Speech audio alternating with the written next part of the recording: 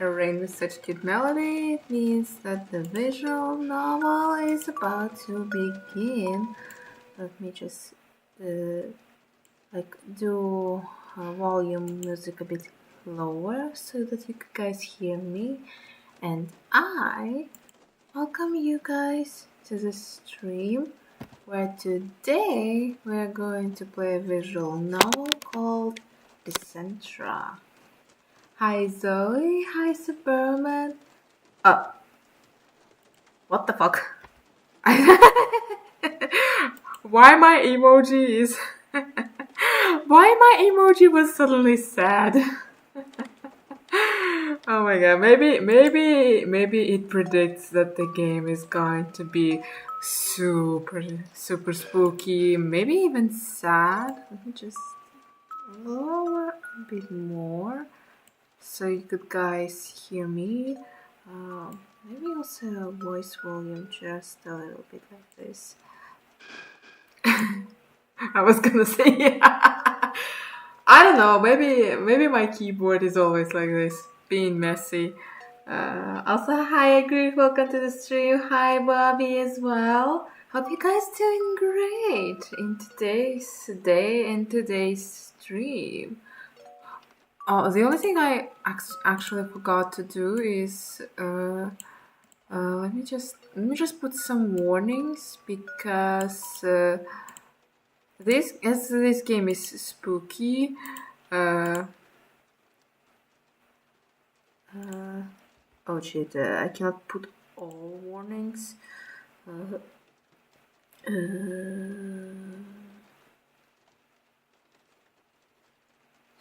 Just give me a moment.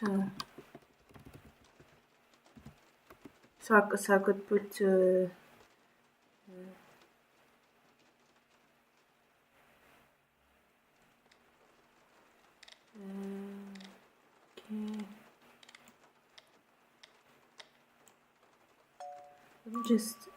Let me just put the warnings into the chat, so like that it will not look like I didn't warn you.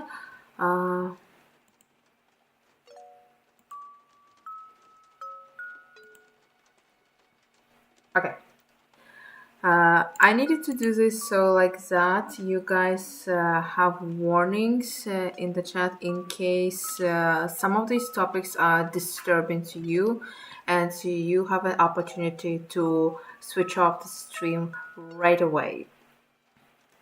But otherwise, I welcome you. Doing a lot better as of 3 seconds ago. Oh, what happened 3 seconds ago, Agri? Is everything good?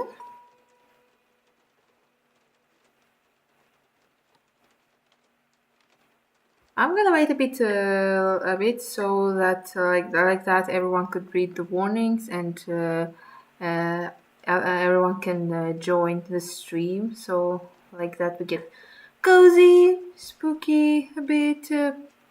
Despite that it's not night, it's more like afternoon for me. So yeah, let me find my phone. Okay. Going to be hit with the feels with the warning. So true, so true. The context, my nose has been bothering me all evening. Oh, I see. That's unfortunate.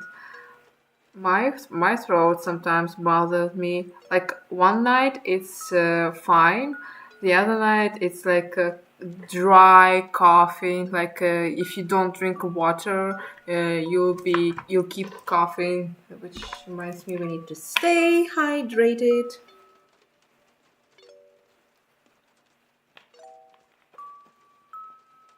Hope you're staying hydrated as well.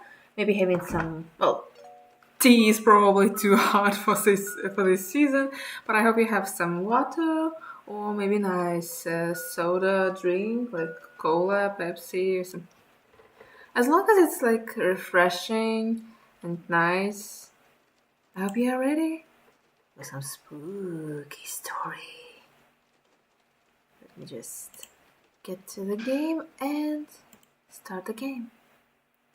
This game contains content and themes of death, loss, grief, violence, animal death, imprisonment, flashing imagery, jump scares, intoxication, horrific imagery, and descriptions, mental illness, suicide, not involving main characters, and loud sounds that players may find uncomfortable or disturbing. Player discretion is advised. Please play responsibly and take care of yourself. Even the game itself warns you guys. So, unless some of these topics are disturbing to you, you are not obligated to stay during the stream, okay? Especially for flashing images and other stuff, because I know how flashing lights sometimes is like too flashy for your own sake. But yeah, if any of this is uncomfortable, please leave the stream. If you're brave enough to go through the adventure with me, you're welcome to stay. It's been itching and I've been sneezing to the point where it started to actually hurt. Oh, I feel you. Like, yesterday or like the day before yesterday, during my family call, I laughed so hard that I felt the pain in my chest. Like it was like I either pulled a muscle or something like that. So I get you. I might have found out I have some sort of flicker vertigo which makes me sick. I can handle flashing, but with movement involved, I get sick. Understandable. If you feel like not watching the stream, Zoe, please do not feel bad for turning it off, okay? Your health is the priority. Like, don't feel comfortable, please turn off the stream, okay? I'm not obligating you guys to stay. I would never do that. It's good that the game even covers that. So true. Okay. Feeling brave? You can stay. Not brave? Please leave. Okay? I'm mainly just listening, so don't worry. Good. That's great to hear. Okay.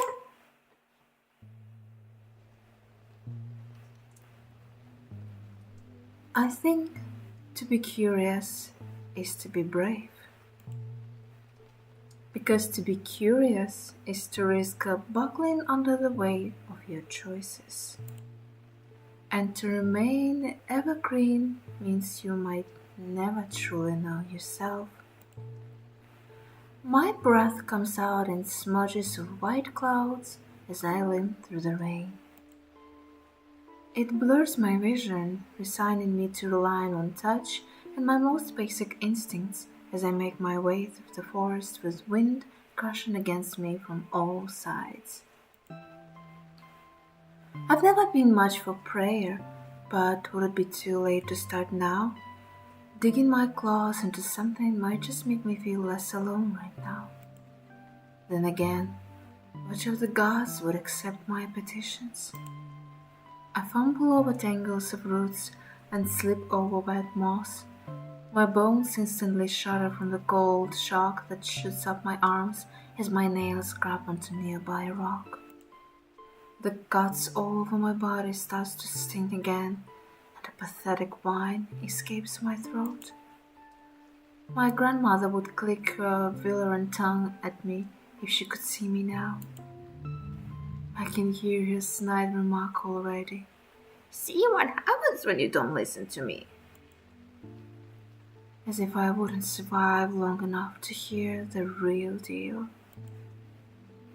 I sniffle in frustration and try to shake the feeling away with the rain dripping down my face. She's always right, of course. For just a moment, I thought I had finally gotten what I wanted so badly, earned all on my own in spite of how it was always placed out of my reach. It was almost worth the consequences that came after. Lost in though, I lose control of my limbs. I am not used to controlling them all at once, and it's enough to throw me back into the slick earth. My eyes begin to burn, and the pain that drags along my body suddenly starts to overwhelm me. The storm above is harsh, and the thick canopy of the trees above me does little to curtail its rage. Instead, the trees passively turn their leaves away. If I had the guts, I would throw my grandmother's most colorful curses at them. My gaze sorrowfully trails to the moon, wondering if she would be willing to rally against them in my defense. Who could intimidate the spirits in the wind better than the grave daughter on the night for a visit? I watched her as if she might truly descend from the sky, but like every other night where she turns her face to the ground, she bears no sign of acknowledgement in the slightest. Wearily, I force myself to take a deep breath. I shakily lift myself from the ground, trying hard to ignore the bite of pain that comes from my arm. Lately, the summer weather has been fickle. The long, stretched weeks have surrendered to an endless cycle of torrid heat waves and thunderous rainstorms, and to my chagrin, I've been caught in a relentless sheet of downpour. The rain comes down like shards of ice against my skin, like it falls with the intent to hurt. In a bottle in front of me, I watch it disturb the murky surface with a chorus of ripples. In the brief moments where the reflection almost settles, I see piercing yellow eyes, dark fur, and welted ears, slick and clinging to the small, vulnerable form of a wolf pup. Oh, they're so cute! Are we a little puppy? That's so cute. I'll probably text here and there. Ah, that's okay. When someone mentions gas, I eat a burble. Okay, that's an interesting. If there's a flash, I'll quick change tabs. Okay, do what's best for you. The voice of my grandmother hisses in my mind. What have you done, Basil? I stare into my reflection, and silence frames the grief that lodges into my throat. I need to get back home. I tear away from the bottle and track on. Please, something lead me back home. Something. Anything. I wonder if it's a wise thing to send a wish out into the unknown, because to make it tangible is to lose control of who or what finds it. Has exhaustion finally reached my mind? Because I swear, something in the dark answers. It's so faint, I question if it's even real. A howl cuts through the wind, or perhaps it's the wind that shrinks away from the sound that ambles through. Fighting my way through the storm has left my body hollow. My mind might no longer remember what reason is. Or my instincts scream to ignore it, but my heart, a stupidly curious thing, makes me take a step forward. My fuzzy ears pick up the heavy sound of my heart pounding. I try to convince myself it's because of fear. I need to focus on where the howling's coming from. As I move closer to the sound, it begins to resemble what I can only assume to be crying. The storm also starts to mysteriously retract its claws.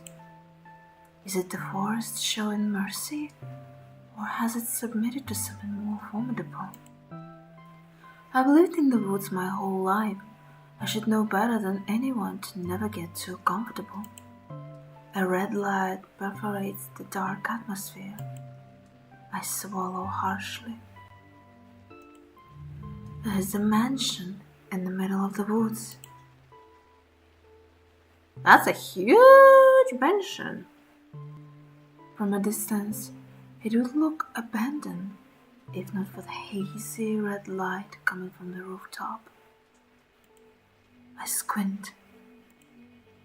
Is that a greenhouse? The silhouette of a figure moves quickly. Pardon. Let me read it again. The silhouette of a figure moves quickly behind the looming glass windows, startling me. I duck into the tall and neglected grass that surrounds the shadowed manor. After a short while, I peek through the blades. The shadow is gone. Did I imagine it? I release a nervous sigh and observe the grounds for any sign of life or death. It was a bad idea to come here, a terrible one even. I can't stay here. I retreat back into the forest brambled embrace, keeping the mansion in my line of sight. The moment I feel bold enough to turn my back against it, a powerful gale slams into me. I tumble back hard, skidding across the ground and into the tall grass with a cry. It takes me a moment to recover from my swirling vision. My wounds scream at me, and I wonder how much further I can even go in this state. I grit my teeth and get back on my feet, keeping my weight off my arm as I make for the forest again. Again, I am denied entrance by the mysterious force. Panic starts to seep through my bones, and I swallow against the tiniest tightness that now constricts my heart. I stare at the trees as though they will suddenly start playing nice, but these woods were likely old enough to witness the earth before the heavens left it marred with holy fire. They will waste not a second more on aiding me. The wind gives one more shove. It insists I move forward. I bear my adolescent cannons at it to disguise the sting from its manipulation. I face the mansion once again. It's clear that something or someone from the inside is inviting me in. With no other choice, I creep along the worn brick walls of the mansion and try to find a way in. Okay, we have our first choice. Let me save here. Where the wolf call, yep, it's another beef to hug. So true, so true. The style kind of reminds me the Batman show from kids. So true, so true. Okay, we have a window, a cellar door, or go somewhere else. Seems like that we are either wounded or have some scars. So going through the window is probably not the best idea. So maybe let's probably try somewhere else. A faint knocking grabs my attention. I bow to the back of the mansion, and my saving grace comes in the form of a door left slightly ajar. Aha! I nudged my nose into the tight gap, and relief washes over me when it parts. What the fuck is this sound?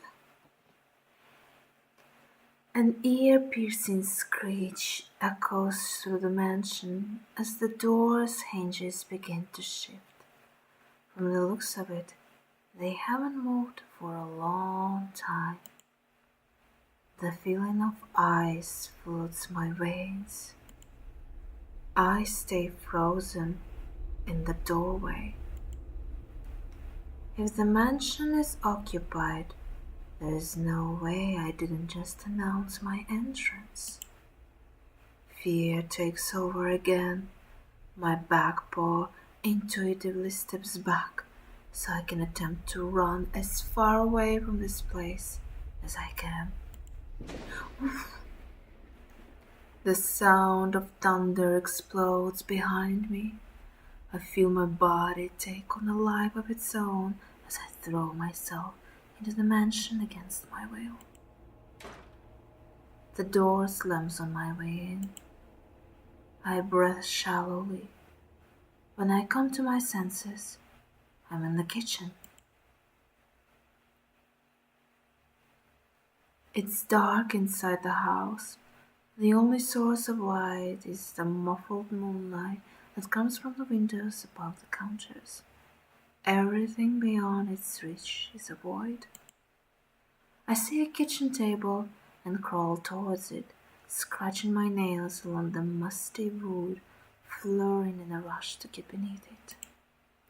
I stay under the table as my breathing starts returning to a normal pace. I don't like that we don't have any sound or music, which probably means that something spooky is gonna happen.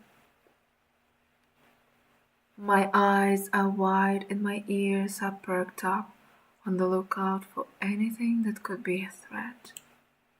The only sound I pick up are the heavy drums of rain from outside and the occasional creak of the mansion walls breathing in the night air. When I am confident that there is no sign of life in my vicinity, I crawl back into the open and immediately shake off as much rain and mud as I can. I let myself celebrate the minor luxury of finally escaping the maws of the weather, but I don't let my paranoia slip from its mooring just yet. As soon as my eyes assimilate to the dark, I take the time to study my surroundings. I notice a hearth that lacks any recent maintenance. Dishes crowd the countertops, and a thick layer of dust has me smother in a sneeze. This place hasn't been occupied in a long time. Surely I can allow myself to breathe just a little bit easier in this space, at least until the storm wanes. I bring in a deep inhale, being careful not to get any dust up on my sensitive nose, and tread cautiously. As I sneak further in, I hold my breath at every corner, carefully looking in all directions for danger. The rest of the mansion is as devoid of life as a kitchen. Most of the rooms here have closed doors. The ones I could see in were graciously empty, except for the derelict furnishings within. Barely anything is in decent shape. I couldn't guess how long it's been since a human lived in this manner, but based on the scratched hardwood floors and the broken but intricate-looking side table nestled in a dark corner, I had the impression that this place was neglected even while it was occupied. Also, how do you like the baby birds?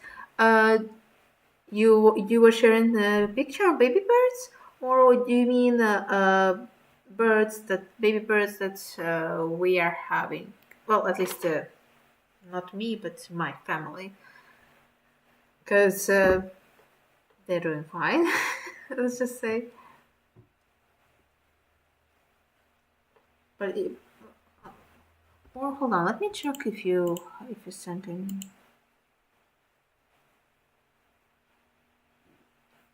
Ah, I see what you mean. It's so adorable, so cute. It reminds me how my family got a mama pigeon, also like in the balcony, and you had to they couldn't shoo her away because she was probably pregnant by baby birds, so they had to let her stay in our balcony, And we also got baby pigeons. That is so cute, so adorable. Yeah, my grandma showed me just in time. Yeah, they're adorable. Even though I think that as just like with dogs or cats, it's hard to take care of them if you don't know specifics. I mean, I personally have never taken care of a bird, so I don't really know specifics. And if I ever took care of the bird, I probably would be like, okay, what do I do? What do I feed? How do I take care of it? Oh gosh. And another thing that prevents me from taking care of the bird is that I personally had a not a very good experience with birds. So, yep. Okay, let's continue. My nails tap on the floor as I limp into the hallway, my mind finally settling from all the adrenaline. The ache in my front leg starts to swell, and the heat of my body intensifies the pain. Hold on, let me just give me a moment.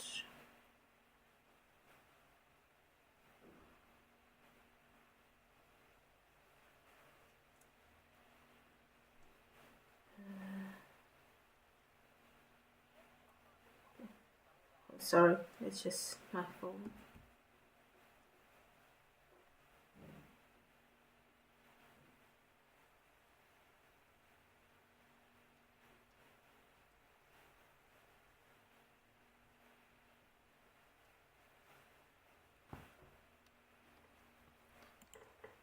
I try to admire the paintings lining the walls from end to end, but it's hard to see them in the dark.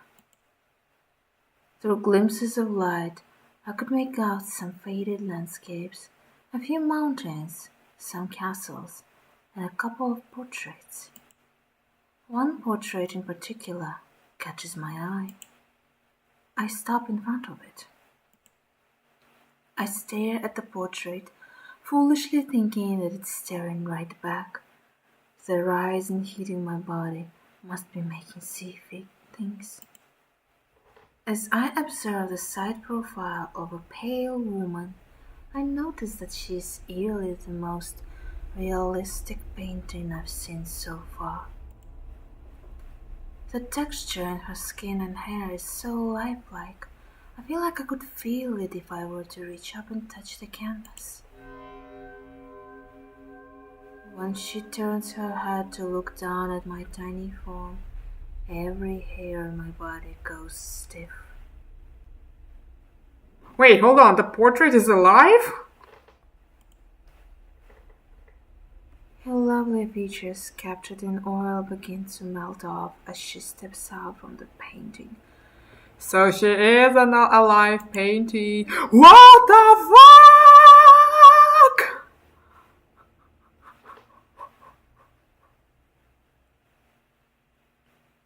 Smooth, ivory skin shrivels to the deathly pallor. The elaborate gown clinging to her sharp shoulders begins to rot as her torso parts open like a blooming rose, revealing decaying bone and organs that run down her skirt like a horrific pattern. Holy shit! I immediately start running away as fast as I physically can. As I scramble to get away on my hurt leg, I hear something that might be worse than a ghost. The woody and spicy scent of incense fills the humid air, creating a hazy purple fog. The sound of chains moving in a controlled rhythm rattles me to the marrow in my bones. Footsteps follow shortly after, growing louder alongside the clinking chains. It's coming from the staircase. My breath quickens. I slide to a halt and backtrack away from the sounds. I look behind me and see the glowing apparition of the woman's hunched from stumbling towards me, dragging a trail of gore with a wet squelch. Hide! I need to hide! But where? My eyes dart across every inch of the hallway, desperately searching for a small sanctuary. The footsteps are right behind me. The ghost is right in front of me. This hallway now feels like a tomb. All of the doors are firmly shut. I press against the wall, my heart skipping a beat when I notice a faint tapping sound coming from behind me. I turn around and witness the outline of a door revealing itself. I waste no time shoving my muzzle between the crack to wrench it open. As soon as I pry the door open, I hurl myself through and back into the darkness. Did we escape, actually? I walk backwards away from the door, keeping my eyes on it. I'm so focused on the door that I bump into something cold and almost trip over it. I look up and see a dark iron staircase curling up to a high ceiling. A hatch near the top is open, letting the rain from outside drip down onto the cold metal. I hear footsteps once again, this time much louder. I don't dare to breathe or move.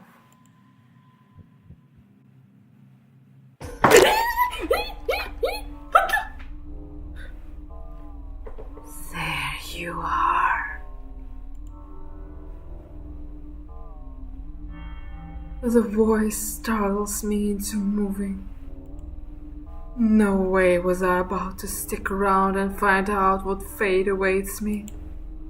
Every fiber of my being rings with danger as I climb the stairs. Adrenaline is the only thing that signals my limbs into moving. I drag myself up the iron steps until I'm bursting onto the roof and back into the storm.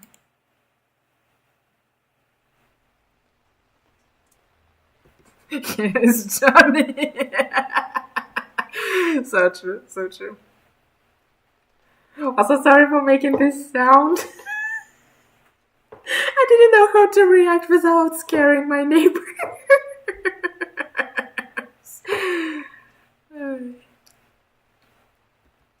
A fog of fright muddles my mind. I see the greenhouse I had spotted earlier and sprint towards it as fast as I can. I search for a small space to crawl into, tripping over a mess of vines along the way. Thunder and lightning roar about me. A bright flash of white blinds me. I can feel my claws scratch against the wet tiles. A door slams shut in the distance, causing a rippling effect in the walls and reaching the rooftop. When the rippling stops, everything goes quiet. The energy of the manor shifts completely. A jolt of lightning from the storm makes my force stand. It charges the air and saturates it with the smell of ozone. I shake the rain from my face. The whole world has fallen silent, except for the sound of a chilling drip, drip, drip. Basil. I freeze. My eyes carefully follow the coil of dead roots on the grey floor of the greenhouse. I follow its trail all the way to the blood dripping onto the dirty tiles and the pale feet beside it. Hi Marshall, welcome to the stream. You're just in time for some spooky shenanigans.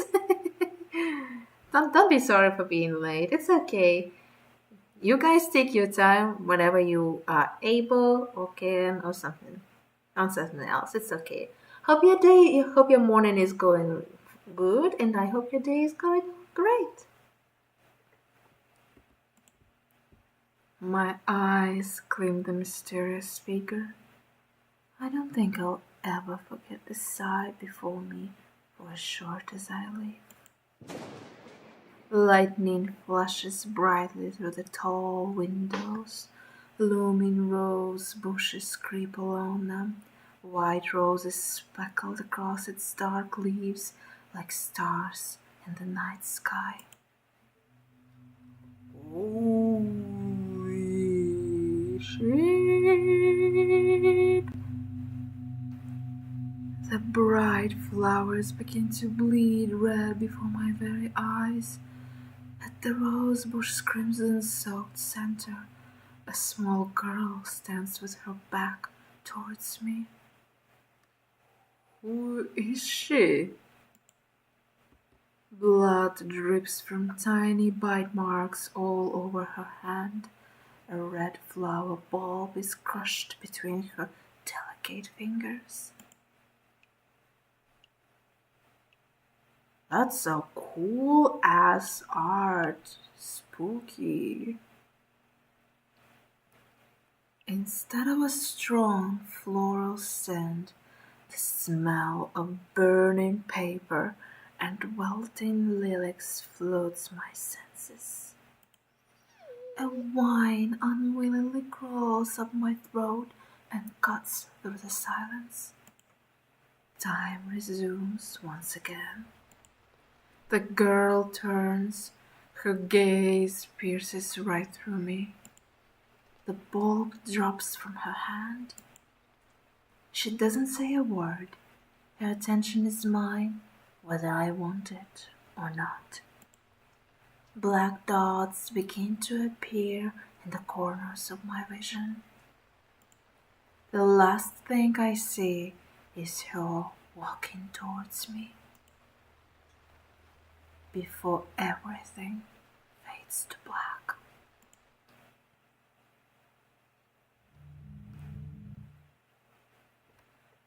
Again, really giving me the Batman show vibes. So true, so true. I would love to watch something with just like white, black, and red colors, like to be a very cool animated movie or something. Exercising my injured right shoulder. Oh damn! What happened to your shoulder? Did you break it or something? Oh, like what did you do that your pardon, shoulder is injured?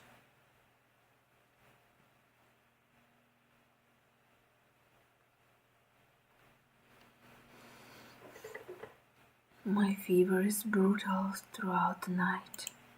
I slip in and out of consciousness to flames beneath my skin and an ache I'd rather sleep off than face.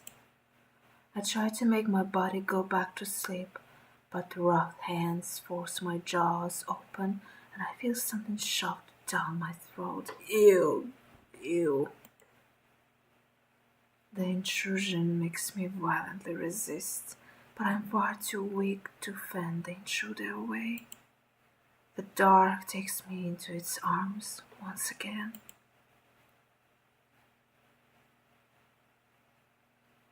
I awake to the tang of rusty metal and humid air. The unfamiliar sensation makes my eyes snap open. Did she shove a rose inside our mouth? Ew. Just doctor said trap nerve or muscle pain and gets better within the month. Oh, okay. As long as it gets better and heals faster, all is good. I'm still sorry that you got your shoulder injured.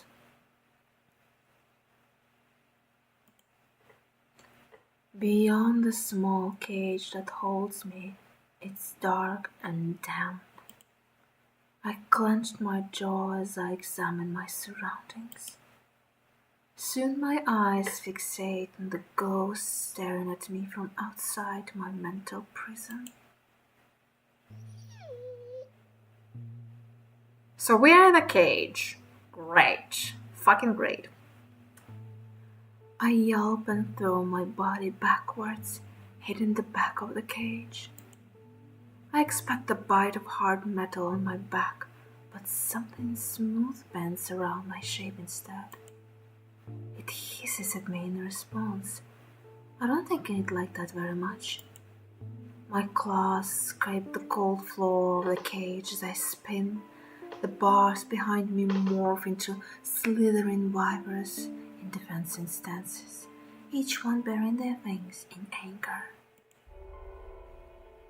Careful. Their venom will make the blood in your body solidify in seconds. That wouldn't be a very pleasant way to die. I look at the ghost in horror. I'm breathing so quickly that I'm convinced I will die from lack of oxygen, or so I think. The vipers settle back into metal bars, and I make myself small. I don't want to risk testing their patience again. The ghost is not a ghost, but a girl. Her hair looks like ink that's been violently knocked over and spilled onto the floor. It melts into the dark surroundings, contrasting her gray, sickly-looking skin. Her expression is blank. I see her hands tightly clutching her white gown. Do you bite? Do you? I reveal my teeth through a snarl and watch as she shows hers with a small smile. The fur along my spine stands up. She starts to move and I flinch.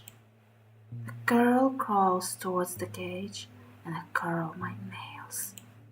She reaches for me, a pale hand passing between the bars without resistance. It freezes right in front of my snout. Is she checking to see if I would really bite? Has she no fear, offering her hands so fearlessly in the presence of a beast? I may only be a pup, but the sheer force of my jaws can pierce right through her palm. Oh damn, it's time choice. Let's repel. Let's repel. Let's not risk it. Let's not risk it. I pull my face away from her hand and see her startle from my peripheral vision. She pulls her hand back and holds it against her collar. My eyes lock with hers as she stares at me with her lips pressed together. I think she expected me to bite her. It'll be hard for me to protect you if you're too scaredy cat to do as I say. My eyes snap back to the girl. I watch as she stands up and wipes her hands on her dress, not showing a single care for how dirty it's become. If you want to survive, you'll have to listen to my instructions. Okay, doggy? She tilts her head like she expects me to respond. Don't try to be too brave. You can only survive this place if you're smart. The others had too much fight in them. It made them foolish. My heart pounds in my chest from her words alone. She gives me another haunting smile. When your arm is better, I'll take you for a walk before he gets back. Is this what she sounds like when she's excited? It's unsettling. She suddenly moves close to the cage again. I jump and back away, just enough to not risk getting into trouble with vipers again. The scent of burning parchment and wilting lilacs returns. The girl's hair falls off her shoulders. I expected ink to trickle down and dye her dress black. My name is Dove. Horrible to meet you, Dove. Okay, chapter 1, Roses. I knew I should have brought Scoopy snacks. So true, so true. I spent the night nursing the dregs of my fever. When I'd first woken up, I didn't take notice of how much of it had already been soothed. But now, vague memories of violating hands surfaced in my thoughts. Did the girl, Dove, give me some kind of medicine during the height of my fever? My body still feels uncomfortably warm. I rest my head on one arm and glanced at the one that had been hurt earlier. A clean bandage is firmly wrapped around it, not enough to cut off the blood flow, but enough to restrict its movement. Was this also Dove's handiwork? I sigh softly through my nose, then close my eyes. Time passes ambiguously in the cage, with nothing to reference. I don't know if it's been mere hours or days. A bowl of water sits in the corner of my cage. I know from the dryness of my throat that I need to hydrate, but I have yet to muster up the courage to approach the bars that slither and rattle every so often. When I am desperate enough to finally quench my thirst, the bars maintain their metal forms to my relief. Feeling better now, I curl into a ball and my tail cradles my face. I want to go home. Exhaustion catches up to me once again. I fall asleep on crusty metal and wake on dusty wood. If I just hydrate a bit, since the game reminded us. Hydrate or dihydrate.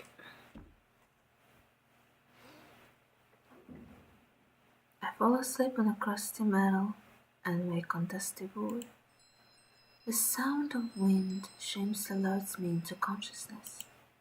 My eyes snap open, and my retinas are immediately burned by the color that floods into them.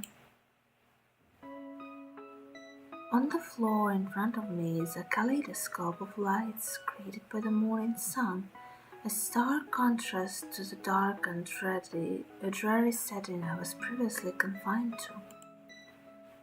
Maybe I dreamed it all in a feverish haze? I checked on the gauze around my arm. It's still there. A weight around my neck brings me back into focus. A collar is secured around my throat. Attached to it is a long and heavy chain that leads to the leg of a large wardrobe in the corner of the room. Of course she will chain us. The bedroom. I take in my latest cage. There are no longer venomous bars to keep me, but the state of confinement has not changed. My eyes move from the rainbows on the floor to the line of the chain restraining me, and to the rest of the room. I look at the windows and find swirling murals and expressive paintings of various creatures and monsters. The sun behind them illuminates the floor with speckles of color, like a stained glass window. Hi Steven, welcome to the stream. Hope you're doing great. Hope your morning is going well. And I hope that the day is going to be as great as it is. Past the frame of the window, the drawings continue in nonsensical scroll. Less art decorates the walls, but shelves with cracked plant pots and hanging tangles of ivy take their place. Dirty cups and bowls sit forgotten in a dark corner. I briefly note 2 shallow dishes near where I lay. They look like they would be used by a pet. Judging from the surprising lack of cream from under them, it hasn't been that long since they were last used. Dusty books and crumbled parchments litter the floorboards. Taking up half of the room is a canopied bed. Dark curtains are pulled tightly together, preventing me from seeing inside. The sound of scratching captures my attention. I drag my gaze past piles of books. There, sitting on a raggedy blanket, hunched over and scribbling over the print in the book, is Dove. She gnaws on her lip and pinches her brows. I can hear her whispering something to herself. No, no, no! That won't work. I slowly lift myself off the floor, cringing at the sound of clanking chains following my movement. Dove makes no move, acknowledging my presence, so I continue approaching her. When I am closer to her back, I am able to get a better look at what she is furiously writing. Scribbles of occult symbols make the words on the pages completely illegible. I swallow a lump in my throat. The collar around my neck feels very heavy right now. Is she going to sacrifice us for some sort of ritual? I would not be surprised though, but damn. Reminds me of me before I finished the project. Big mood, big mood. Dove suddenly tears a page out from the book. The jarring sound makes me jump, and I slam to the tower of books, sending it tumbling to the floor. Dread weighs heavily on me. I look back at Dove. She's now staring at me with wide eyes. You're awake! I release a small yelp and stare at her dumbfounded. Also, don't smile at me like that, Dove. I know you're evil. I know you're evil, girl. At least for now. I don't know your story or what are you trying to do with us as a wolf, but if you're going to sacrifice us, you are not a nice girl to us. She's brighter. Or maybe it's the luminous light filtering through the bedroom window. Something about it paints her in a rose-tinted lens that makes my awareness waver. That feeling instantly vanishes when she gets up and rushes towards me. I run away as fast as my legs allow me, but my air supply is abruptly cut off and I'm thrown off my feet. A sharp howl is pulled from my throat. I look behind me and see that the chain of my collar is pulled taut. I had reached its limit. I then see Dove standing in the spot I had bottled from. Her gaze creeps along the chain, making its way to my crumbled form. Icy blue eyes stare into mine as I shudder. It feels like she could unravel me through sight alone. She looks at me like she knows. Then she perks up, snapping the tension away. Oh, right. You're probably starving. The others were also very skittish when they had empty bellies. What do you mean by others? So we are not the first one to be here? I knew she is evil. I knew she is evil. I knew she is evil. Her voice trails off as though she's become lost in thought. She starts weaving through the mess of book piles to reach the bedroom door. Wait here. I don't have much of a choice. Dove returns with a bread roll and a bowl. She sets the bowl down a couple feet in front of me and retreats back to chew on her own food. I attentively approach it. The bread smells like heaven. I lick my lips on instinct. It must have been ages since I last ate, 'cause I watch her tear chunks from it and mark every little crumb falling onto her white dress with yearning. I look down at the bowl she left for me. The sight of red fleshy chunks greets me. Raw meat. She gave me a bowl of raw meat. I can't eat this. Or maybe I could.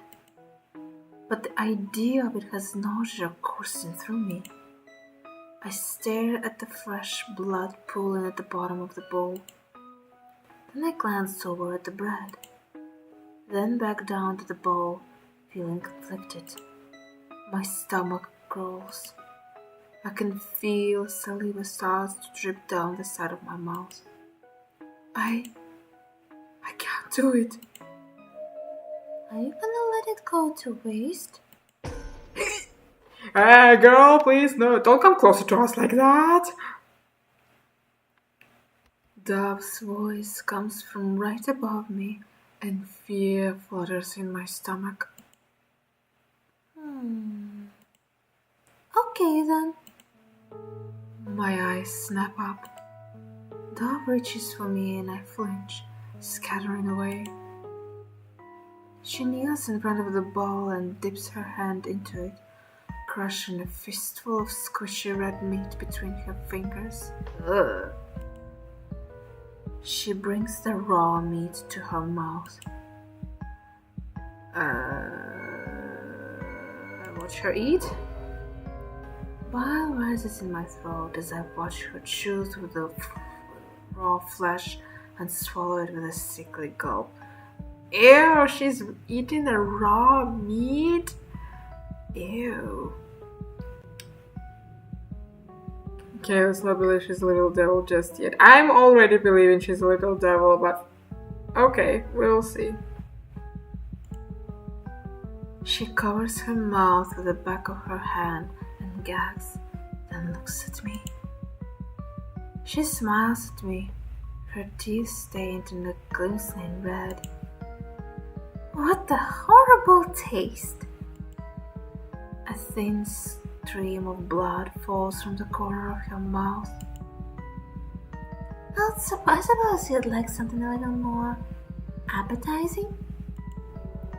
She gags again, then runs out of the room. I hear the sound of her retching from another room.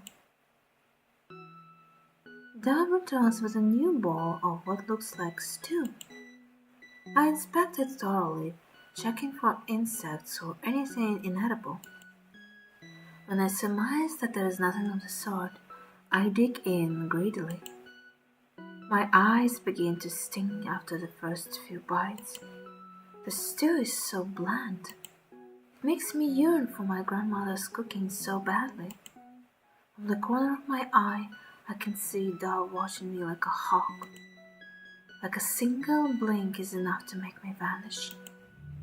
If only I could.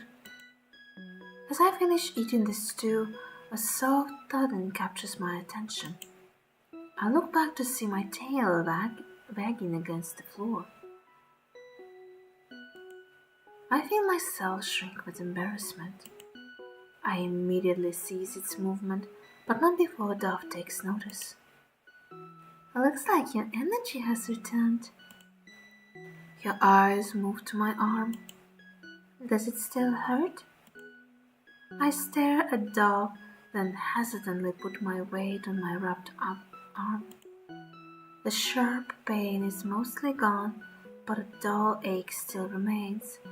If the opportunity for me to run away came, I could probably do it, but not without difficulty. I guess she wanted to try to convince us it was fine after barfing it. Maybe, but it's the worst way to convince someone. Trust me. I make a frustrated whine. Dove tilts her head at me, considering my reply. She approaches me again, slowly this time. I hold my breath as she comes close, her hands hovering near the collar around my neck. I'm suddenly hyper-aware of how quiet it is. There is no drum of rain or crack of thunder to be heard from outside. Hope dares to grow inside my racing heart. Will you hurt me if I take it off? I answer her. I shake my head slightly. Dove gives me a curious look. Her hands hover for a short moment, then she nods. The weight of the collar lifts off my shoulders. Then I bolt. My swift escape shoves Dove aside. I barely see her get thrown to the floor as I make for the open bedroom door. Dove makes a panicked noise behind me. It fades out in my rush to leave her behind. Then I'm back into the hallway where the horrors began. I need to go back to the kitchen. I sprint to the stairs. Then suddenly, I'm skidding to the stop when a wall meets me at the end of the hall instead of the staircase. I stare in confusion. Fuck, is there no way out? Also, she was crying, so I guess she wanted me as a pet, which we were not agreed to.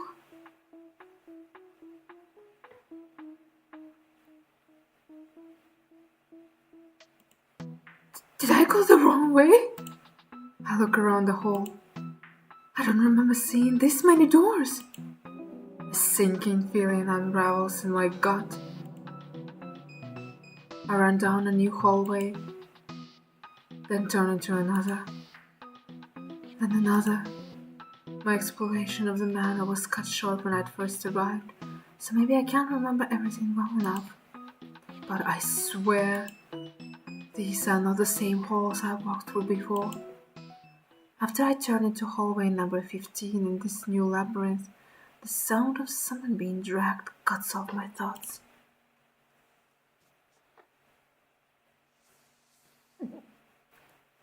I look behind me, fear pulsed in my veins.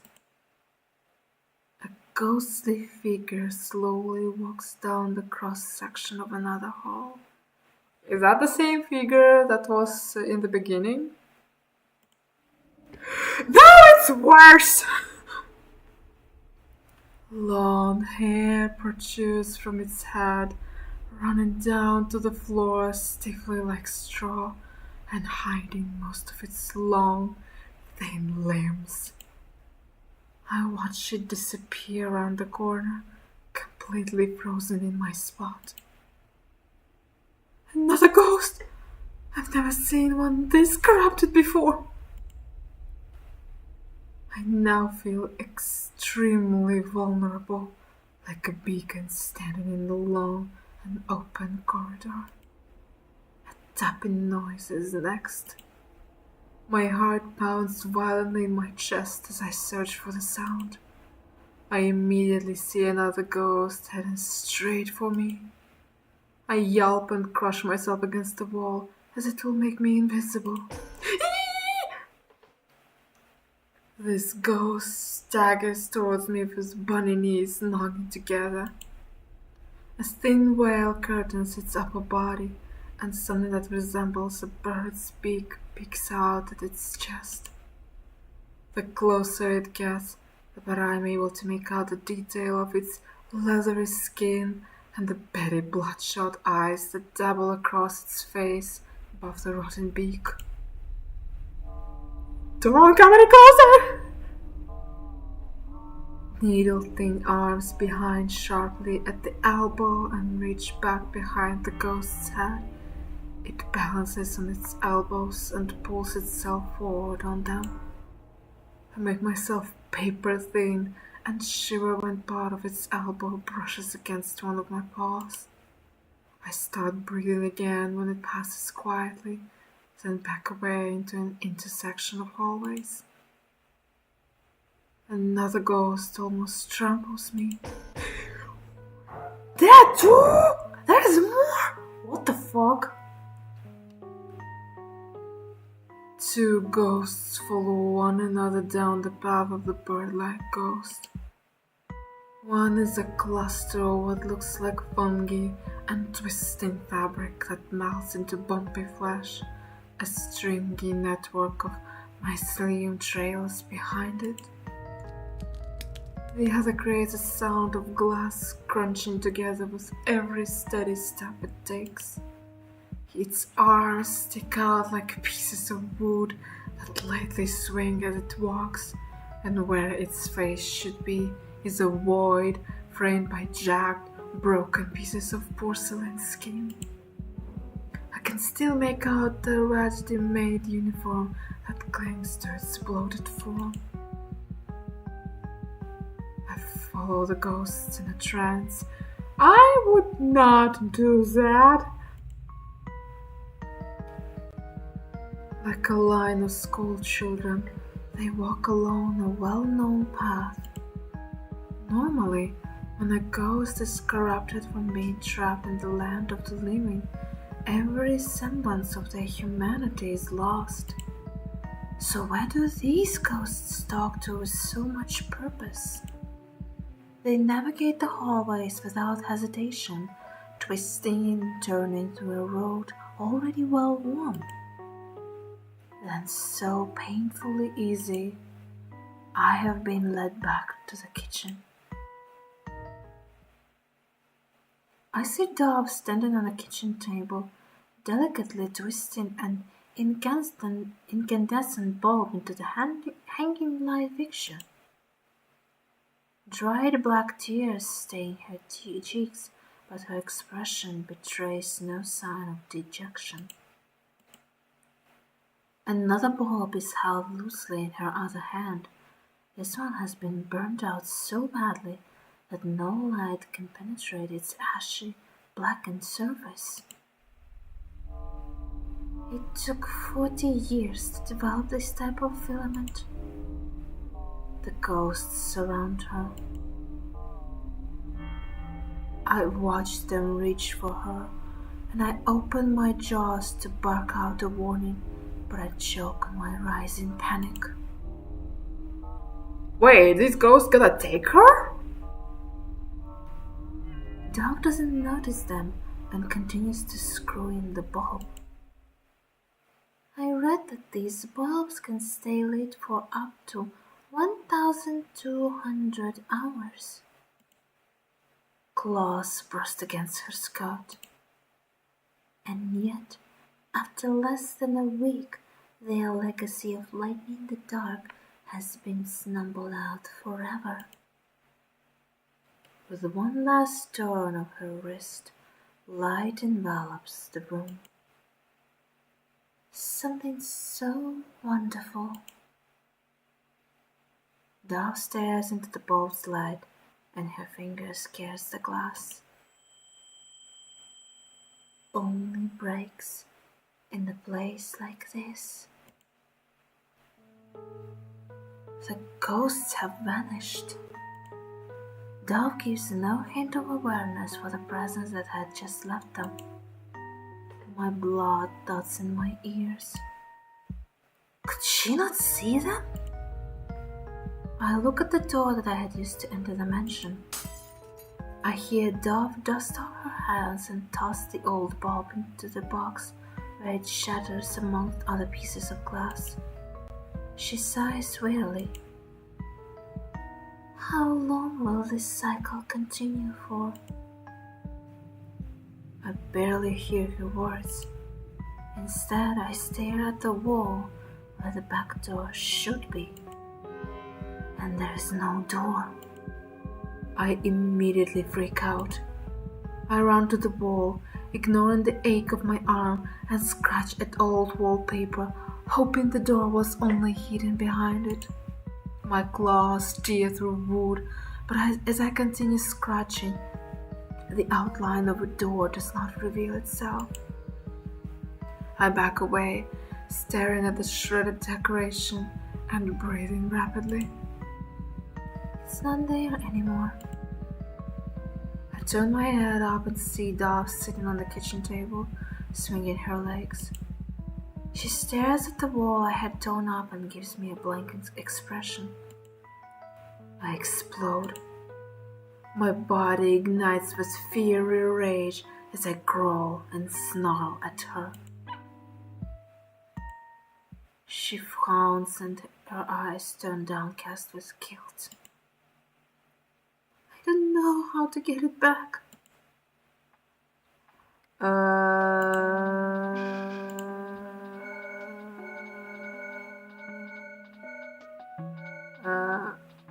I force her to help. I look past the dove and see the window. I perk up. The window! We can break it! I pause and take note of how far the window is from the floor. Well, maybe not me. Dove sits on the table looking bored. I take a deep breath.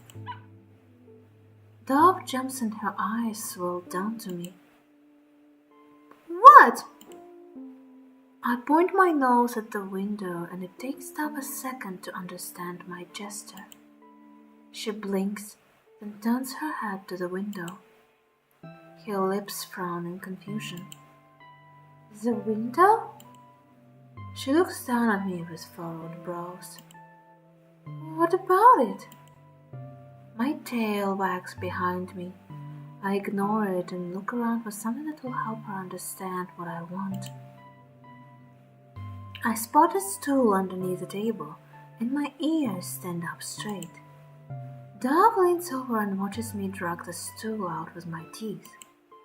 I throw my body weight back to pull it out until it falls over. Then I look at Dove and point my snout at the window again. She hops off the table and picks up the stool.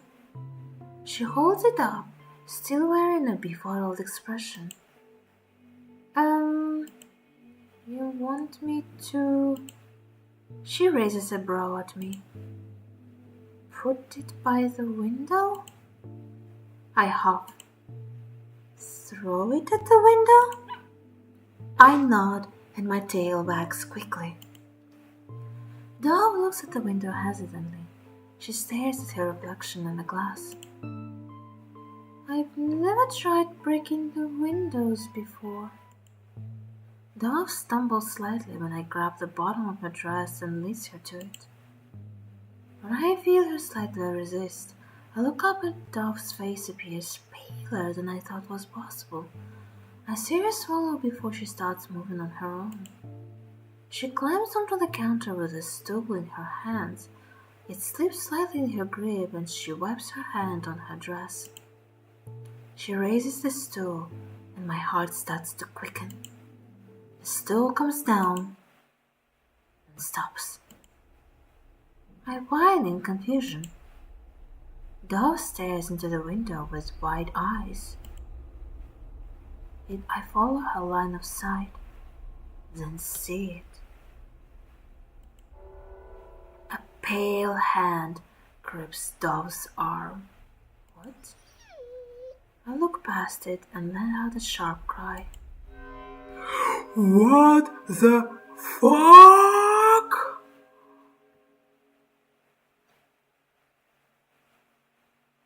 Oh hey, that may not be ghost at all. Have you seen the reflection of her? And you tell me she's not a ghost?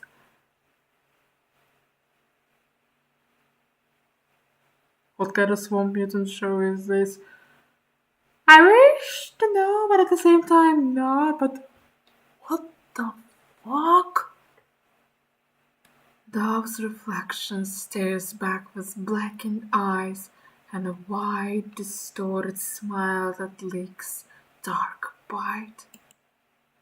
I can see Dove's hand tremble, then the reflection speaks. Bad girl, you should know better by now. The familiar feeling of cold spreads through my veins. I hear Dove's breath hitch. Then I hear something else. Tiny, wooden footsteps fill the silence. I stay completely still and slowly slide my pupils to see small flutters of movement from the shadows in my peripherals. I hold my breath. The footsteps start to grow louder.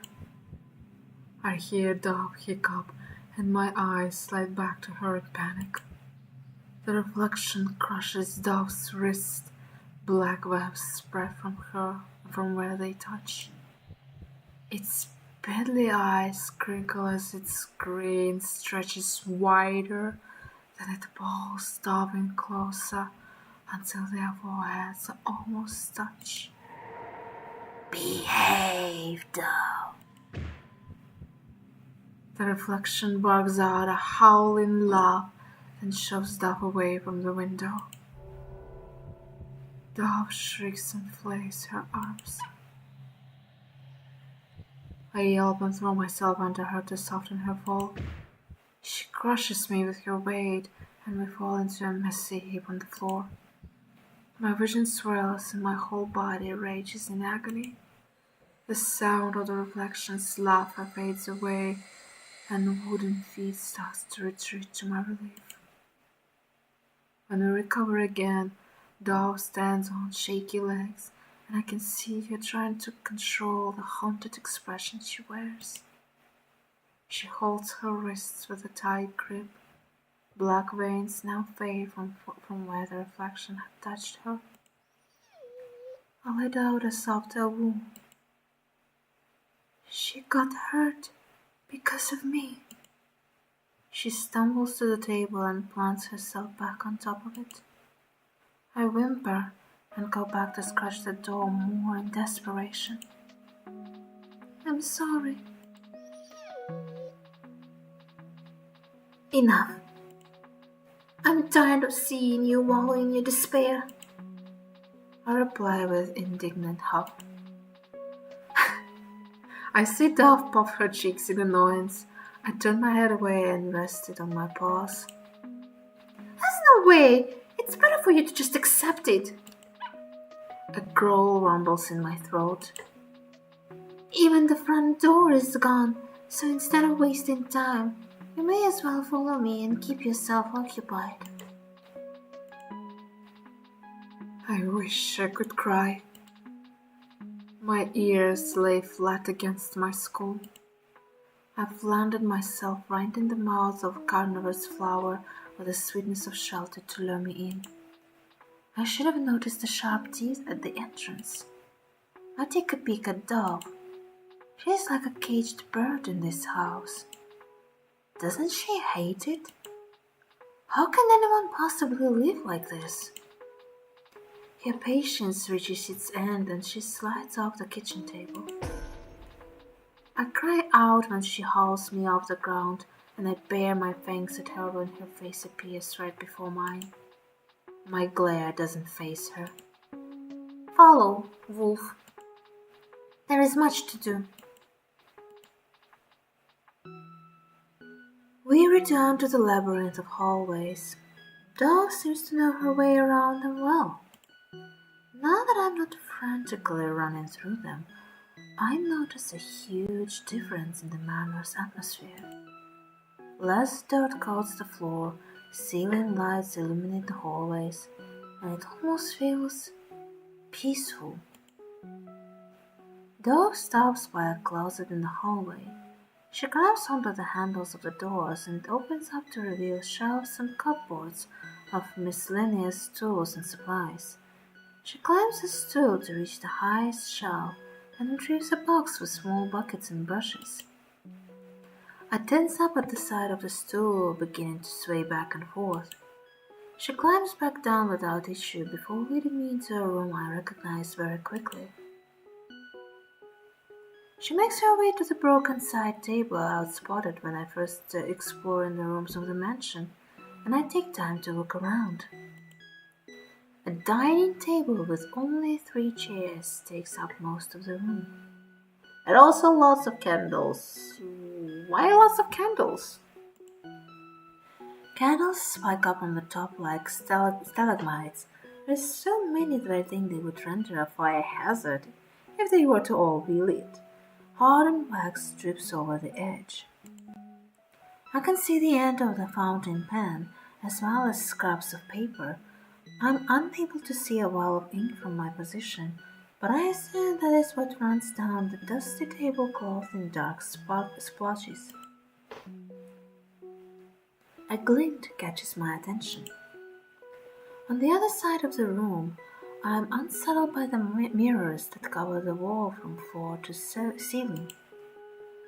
I swallow a lump that forms in my throat and do not let my eyes linger on them.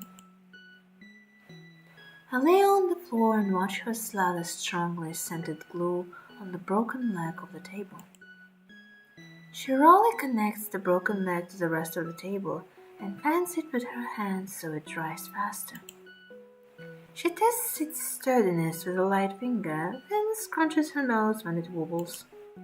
She twists around and digs in her box, then pulls out a roll of twine with a bright expression on her face. My brows furrow together. Dove twirls the string around the leg and binds it tightly. When she's done, she sets the table straight again. It still rocks unsteadily, but it stays standing. That seems to be good enough for Dove because she picks up her box again and gives it a nod.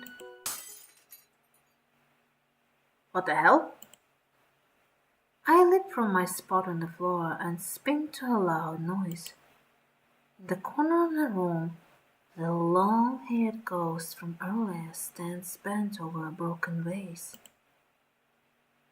Of course, it's that ghost again.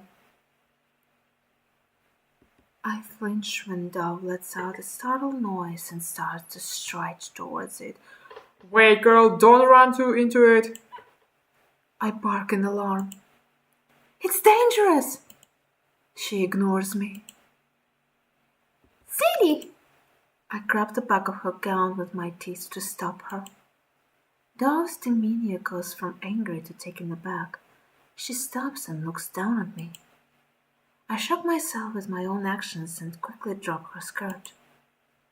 Dove considers me for a moment, then switches her attention back to the ghost and marches over to him. You klutz! My jaw drops. I don't need another person to clean up after. The ghost laces its long fingers together and bows its head. When Dove gets closer to it, she stumbles and cries out. The ghost snaps its head back up to her. Dove checks the bottom of her foot and sees a shard embedded in the flesh. Red blooms from the small wound. The ghost makes a growling sound and steps towards Dove. She hisses when it walks through the mess of glass and drags it with them. It's concerned for her? I observe the interaction, feeling befuddled. Everything I know about corrupted ghosts is being challenged. I pause to think about how the ghost rushed to her side earlier. The ghost tugs on Dove's sleeve like it's asking for forgiveness. She continues to badger it while digging the shard out of her foot. I study them curiously. It wasn't because they wanted to cause her alarm? I trail behind Dove when she leaves to treat the small cut and when she returns to clean up the mess. We leave the ghost and Dove continues down whatever to-do list she has in her mind. While she paints over the scratches on the kitchen door, trying to match the old wallpaper, she speaks to me. Have you met all of them already? She doesn't speak again until we run into another ghost. It waits in the hallway for Dove. Also, guys, I quickly pause here for a moment because a sudden call appeared on my phone. I will be right back.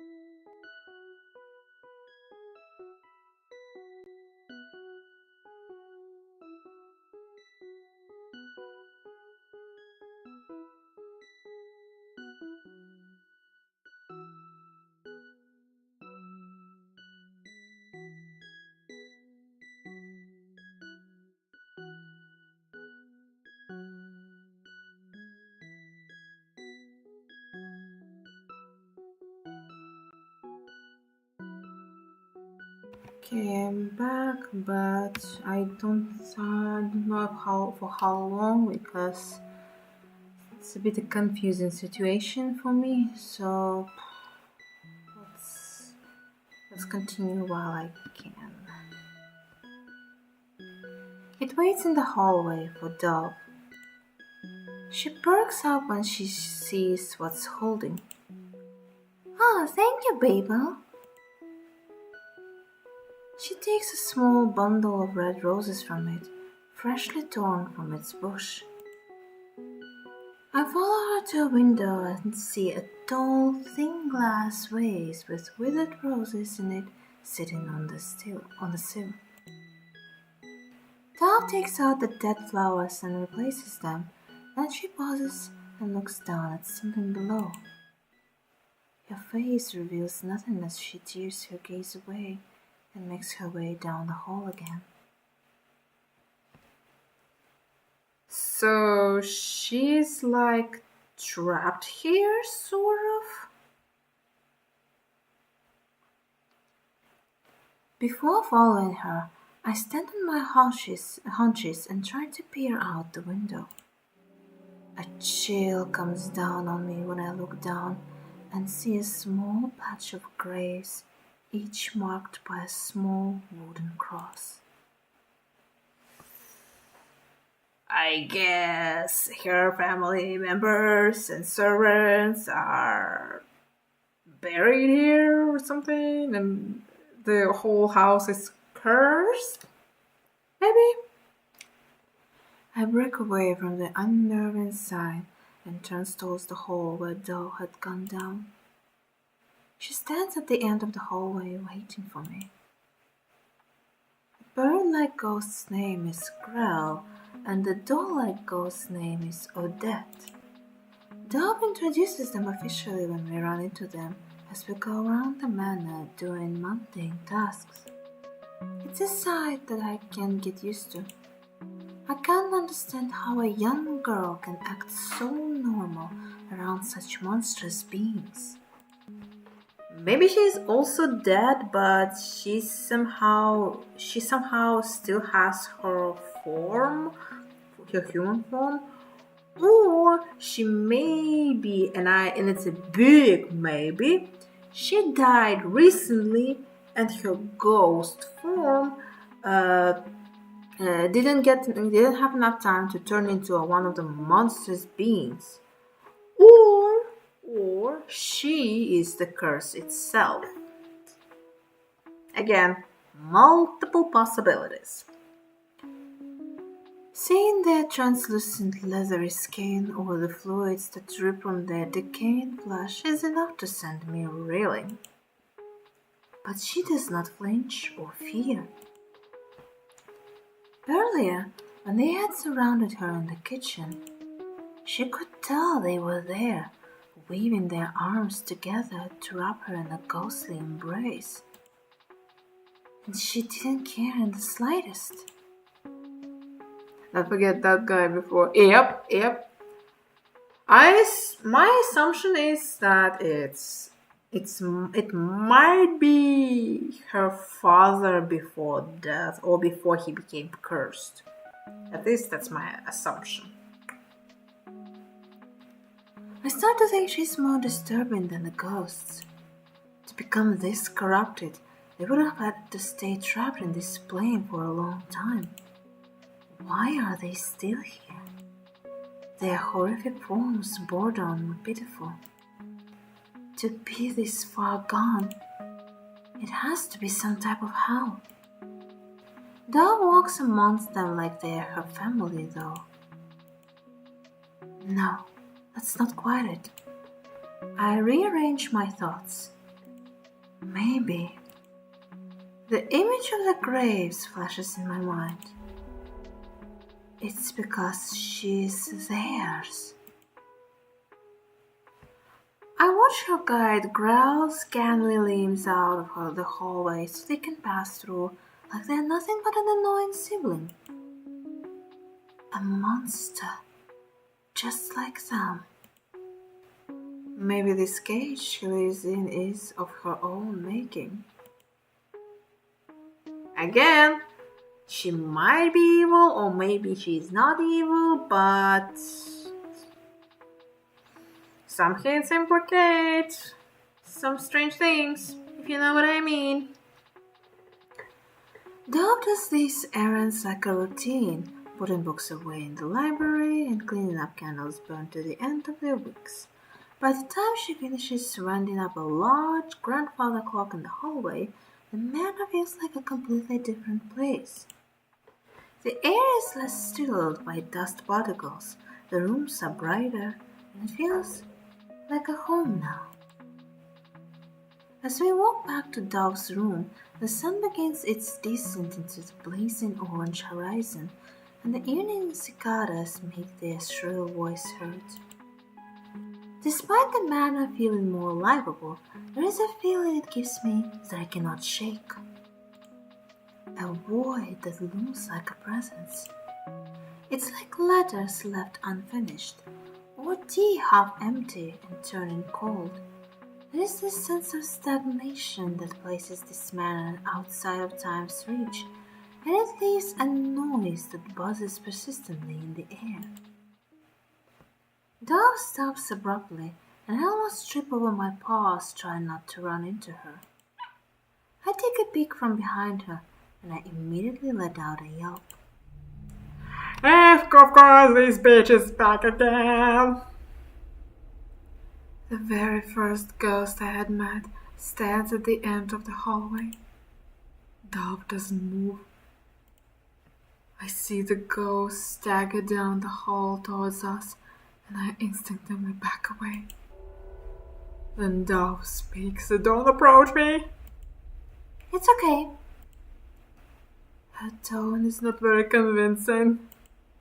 The ghost gets closer, and I can see the details of her licking entrails.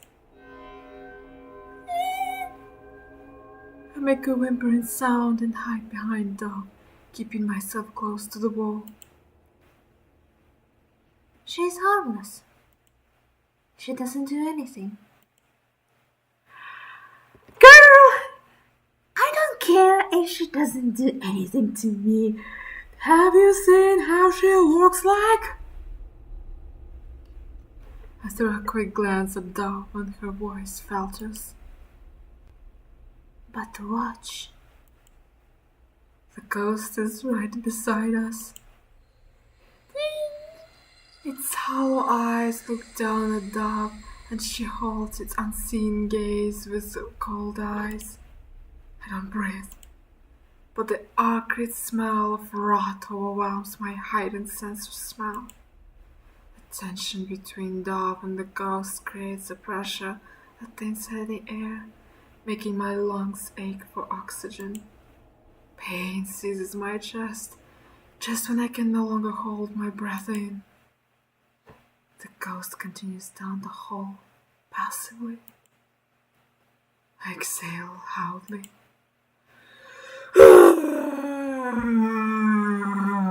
my god. I feel what Basil feels now. Me too, me too, me too.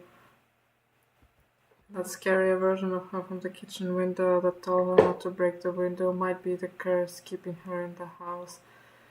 True, that can also be true.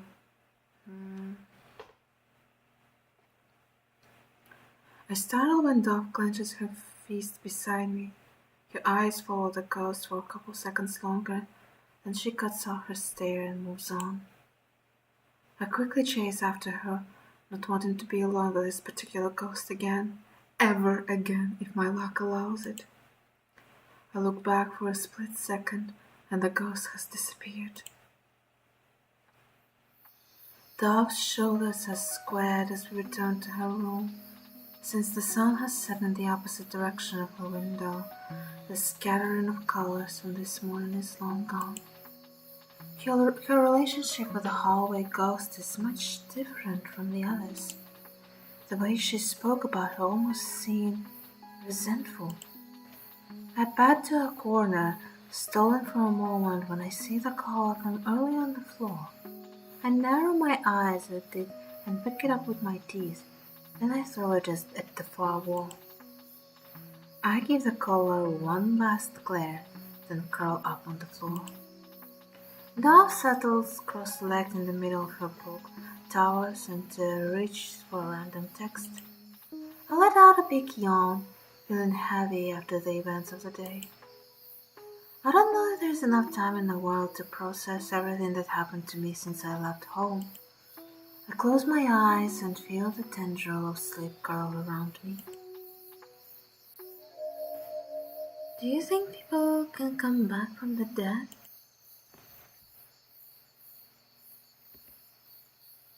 Wait a fucking minute.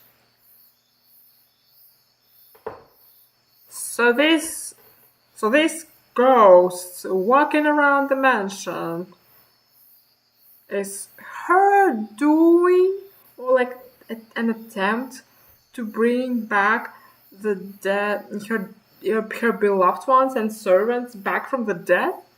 I mean, I assume they're servants?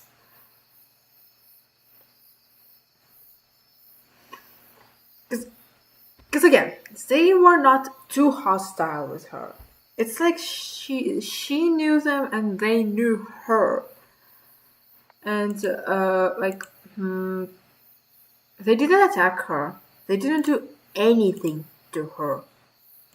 So maybe she tried. And also remember, she was like reading or drawing something on her desk, and she was like, no, this is not going to work. Is she trying to resurrect her people or something like that? Her family?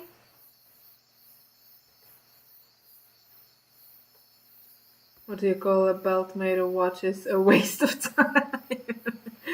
True, that's true. Perhaps, but it might be more than that. That's true. That's also true. It might be even more than that. She asks it so quietly I almost don't hear her. I don't think she expects an answer, and I cannot give her one. Dove's roses. I wince at the bites. The roses are extra hungry today.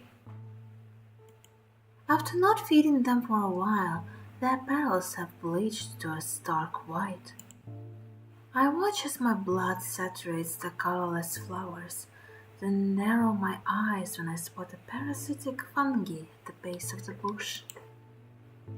Part of the bush is already starting to wither because of it. I reached. Oh wait, it's the dove speaking. Wait.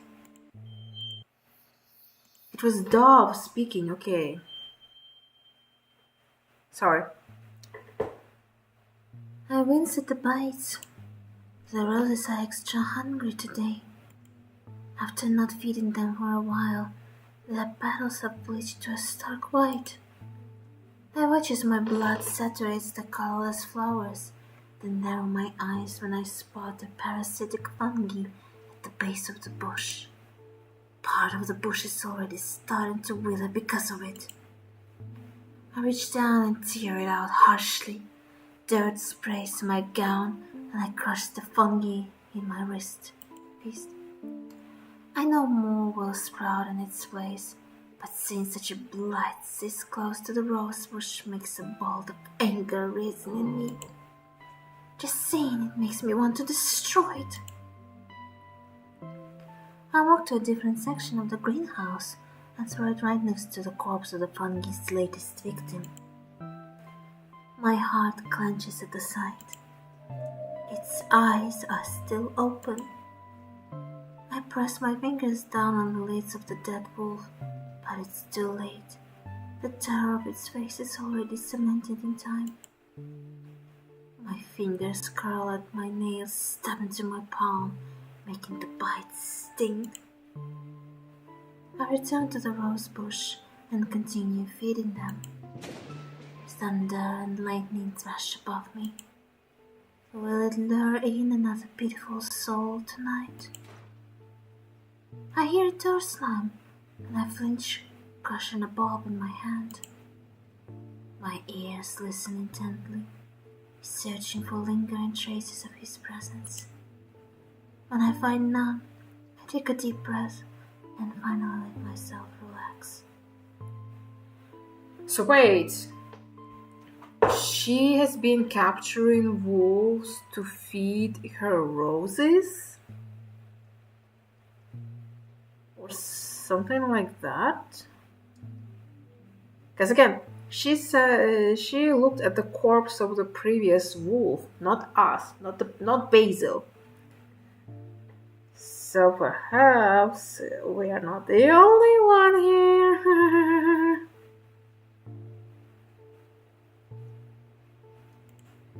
I tear the bulb from its stem and my hands fall to my sides. The sound of the rain is so clear now as I close my eyes to let it wash out everything else. I relish in its violence against the roof of the greenhouse and tremble under the cracks of thunder. To pass the time, now that it is mine again, I whisper something my mother taught me under the breath. And I hear a whimper come from behind me. So this is from the point of view of Dove. Now we're on to the next chapter, Sun. Death returns. I look up from my view of worn book spines and see Dove. She sits in a creaky wooden chair with her knees drawn up beneath her chin. She brushes pale fingers across the rough paper of a large tome sitting open on the desk in front of her. The desk looks like it's made of dark wood with deep grooves and jagged swirls that have been carved by something sharp. It sits tucked away in the back of a small library in the mansion. Large bookshelves loom around us like trees in a dark forest. The narrow arched window above the desk and dripping candles are the only things that light up in this dark and decrepit space. Oh my god, I don't know how to read this word. I didn't know the mansion had such an intimidating space like this until we had wandered in earlier. Today's itinerary did not include any of Dove's peculiar chores. Instead, she spent the time wandering around the manor with a notebook and a stick of charcoal. I follow her as she roams aimlessly through the halls, weaving in and out of different rooms. As she continues wandering, body and mind seemingly detached, I carefully inspect every inch of the manor, desperate for a sign that proves this house can be cracked open, allowing me to finally return home. At some point, she stops wandering to sit and curl up at the foot of a decorative stone bust. When I look past her darkly smudged hands, I catch glimpses of pages portraying the same bust over and over again. I don't think it's possible for her to draw that quickly in such a short amount of time. I wonder if she has her subject memorized by now, considering how familiar she is with it. Dove seems to be drawn to art. Her sketchbook joins her throughout all her tiny efforts to kill time in this house that she cannot leave. I begin to think that the professional paintings lining the hallway walls have some influence on this creative side of her. Perhaps she is inspired by someone close to her? Or maybe she's just intensely curious. I do wonder what happened to her family for her to end up in such a bizarre state. My thoughts trace back to my arrival at the mansion. There's someone who has yet to reappear, and I strongly hope that I'm gone long before he makes his appearance again. And I think I know whom you are talking about, Basil. Now that one reminds me of the comic book style of Hellboy. Oh, that's cool. Okay, give me a second.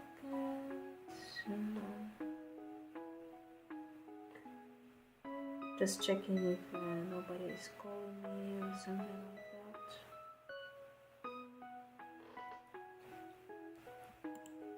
that. Dove surprises me when she walks into a new room during our walk.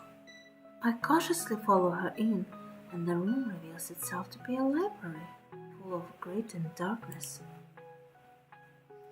I can see dust particles floating silently in the small beam of light that filters into the room. It tickles my nose and makes me sneeze, throwing me forward into the roll until I land on my back with a view of the spider web-infested ceiling. Dove pays no attention to my fumble and carries on to the back of the room until she reaches a stack of books.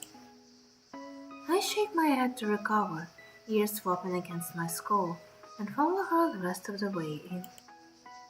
As I delve further into the room, I quietly absorb the floor to ceiling rows of bookshelves. All of them seem to vary in width and are arranged in a pattern that seems maze-like. Books stand in tall piles and scattered around the floor like they've been thrown around carelessly. My ear gives a small twitch at the sound of one hitting the floor, and I turn my gaze to Dove. She silently slips into a chair with a book in her hand. I see her focusing intensely on reading after settling into the desk, and I slump to the floor. Today's humidity has followed me like a blanket I can't push off. It's so thick it feels like I keep walking into a wall of heat. Dove doesn't seem as bothered by it, but she's not the one covered in fur. I start panting loud enough to draw Dove's attention away from her book. She glances over and wrinkles her brows at me. "What's wrong with you?" I tilt my head in confusion. Her eyes rake over me inquisitively, then they brighten. She hops out of her chair. I start to stand so I can follow her, but she's already speeding out of the room. "Stay here!" My ears flatten anxiously, but I slide back down to the floor. It's still hard to move anyways, I guess. Big mood. Dove soon returns carrying something in her hands, and I go on edge. Please don't have any raw meat again. My body tenses when she sets a bowl in front of me. Then I immediately relax again. Oh, water. I give Dove a quick side eye. Her attention is already settling back into her book. After drinking a belly full of water, I plop down on my side, feeling much more refreshed.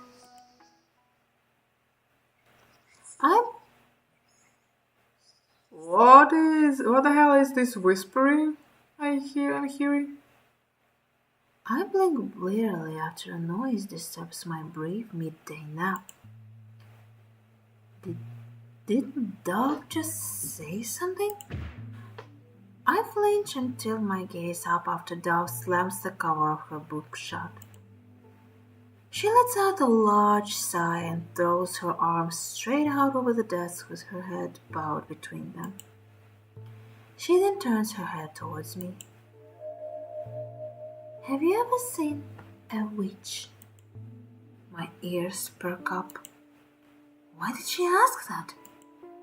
Dove is clearly not a witch herself, as far as I've been able to tell, at least.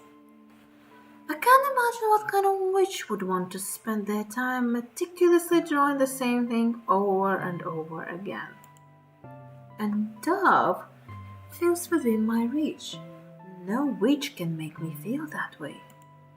However, the possibility for her to have any relation to a witch is increasingly tangible. Yep, maybe she is related.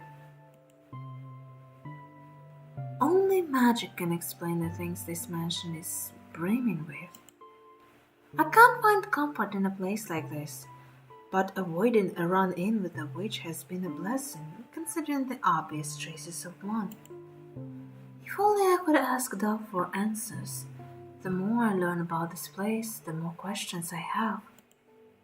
It's so frustrating not being able to speak. I startle from the sound of a book dropping right in front of me. The book Dove had been leafing through now sits before me, opened to a random section. I can't help but let my gaze flicker down to it. My eyes widen as I take in the contents of the page before me. Strange symbols and cursive writing fill every inch of the old parchment. I stand and draw closer to see better. Curious thing, aren't you? I look up and see Dove facing me in her chair, observing me with her head resting on her palm. I freeze under her stare. My eyes dart at the book again. You know that has a 100% mortality rate with cats? I tip my nose up at her. Good thing I'm not a cat. Dove narrows her eyes. The corner of her lips twitches. She unravels her curled limbs and stands from her seat. From there, she drags her bare feet across the floor until she reaches the open book, kneeling down and flattening her palms over its pages. Well, I suppose there is more to the cat's story than people think. I can only catch a quick glimpse of the rough circle carved into the hard leather of the cover before Dove grabs it and flips it closed. She then opens it again to the first few pages with indelicate hands. I read the words at the top of the page. Death returns. Dove traces her fingers over the words. Satisfaction brings it back. I feel my tail wagging at the base of my spine as I look back up to Dove. Would you like to learn about magic? It's not just something anyone can do. My yellow eyes meet her blue ones. Magic? Nothing has ever haunted me more. And now, like a candle has been lit at the bottom of an abyss, I can finally search for what I've always yearned.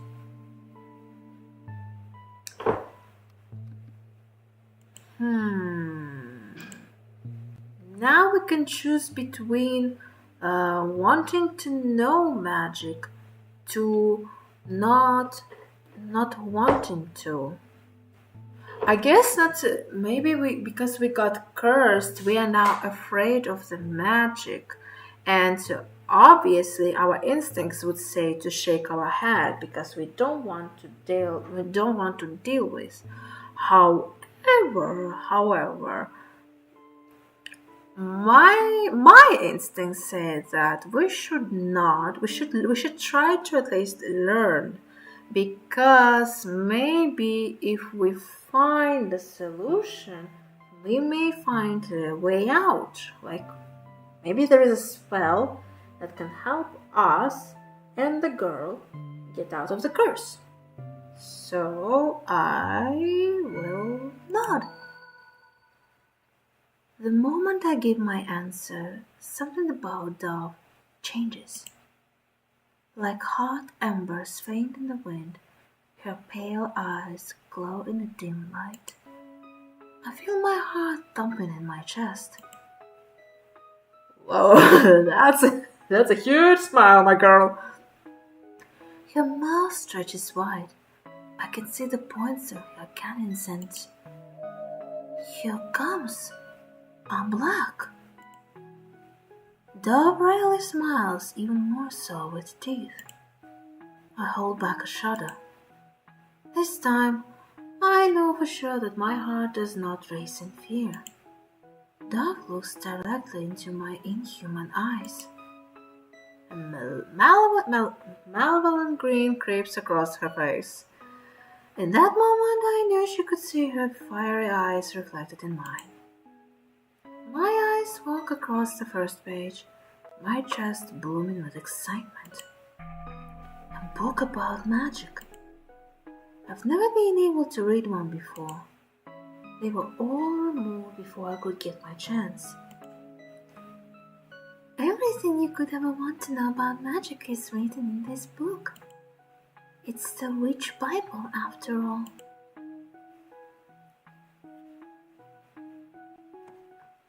Which Bible, you say, huh?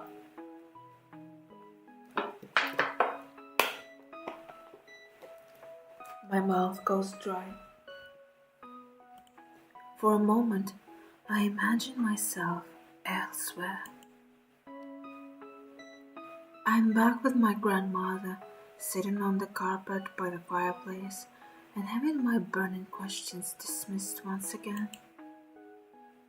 You're both worth your freedom, Basil. One day you will understand that. I can only smother my disappointment with a short reply. No matter how many times I asked for an explanation, she would always deflect or ignore my prodding. So I stopped asking and started searching for my own answers. I see nothing special about myself, but I could be.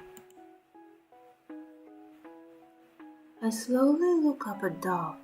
She stares deeply into my eyes before looking back down into the open book. Then she starts reading. There is much to know before one uses magic, and it all begins with death.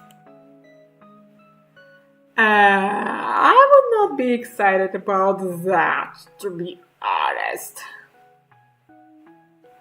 I take a deep breath, and my ears stand up attentively. From the moment of birth, sentient bodies accumulate toxins, energy, and resources. Upon death, these bodies begin to rot and break down, returning these compounds to the environment. It's hard to believe, but in the state of decomposition, new life is abundant in the absence of an old one.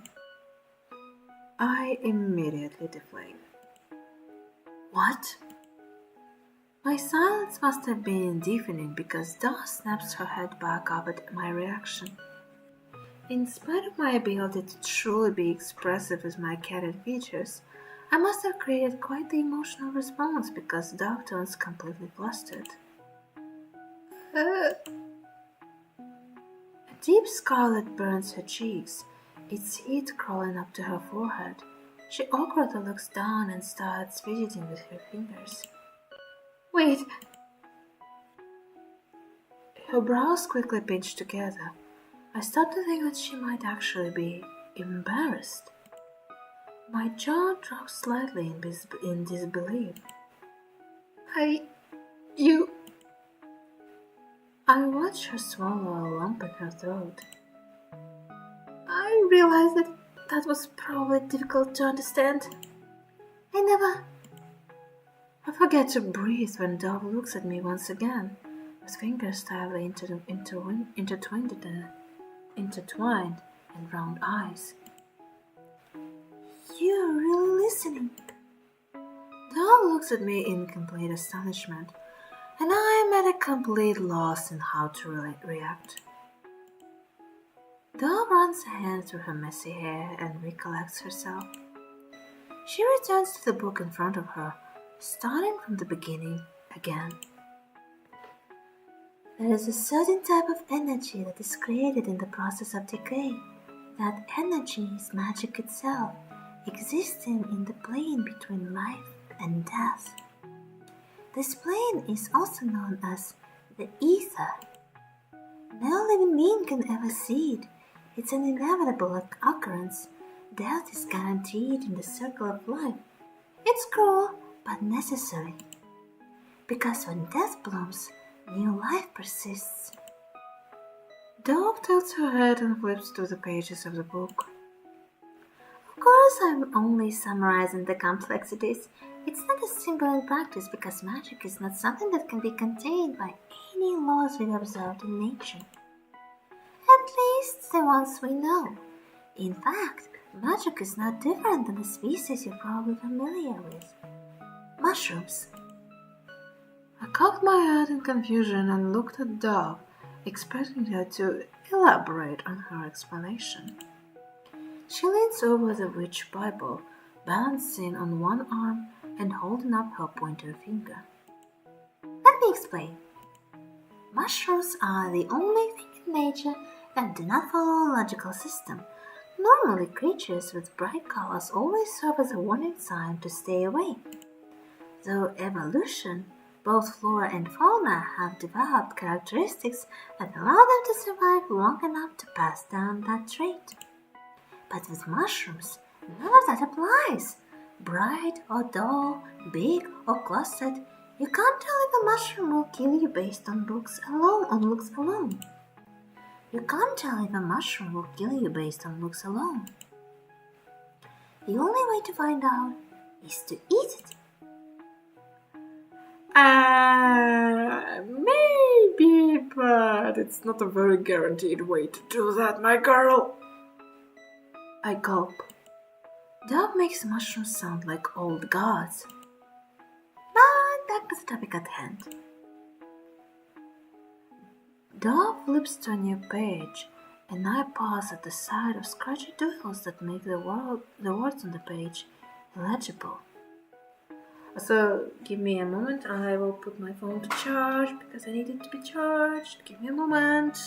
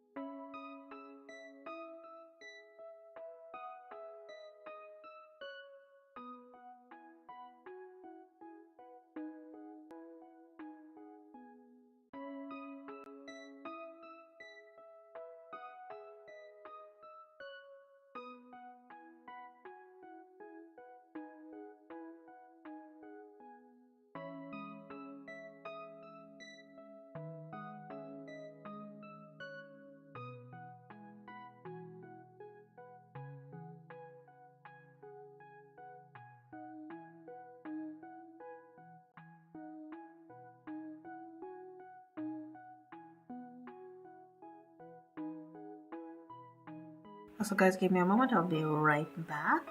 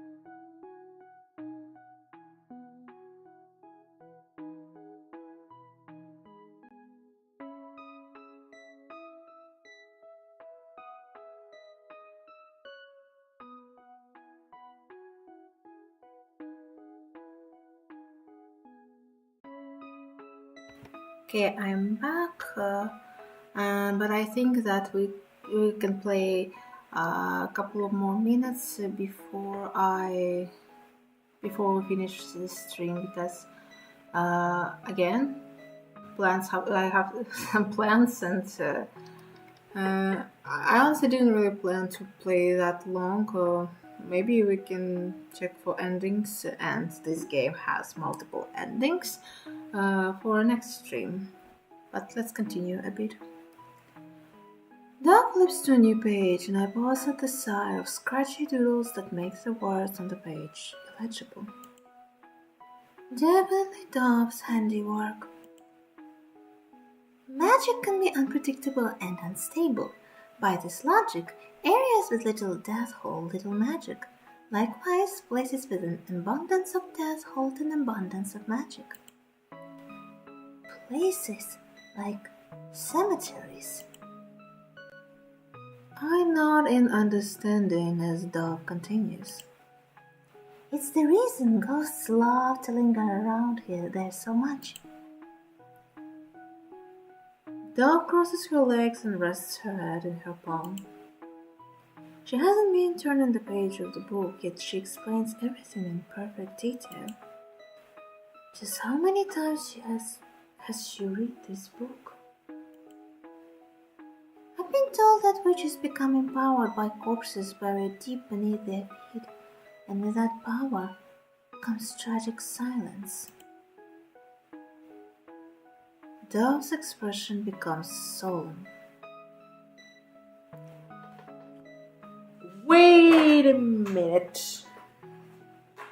She was trying to become a witch by using the corpses of her family to do this? Well, this is how I understand. But in that silence, there is also an earnest fellow respect from those who have passed away.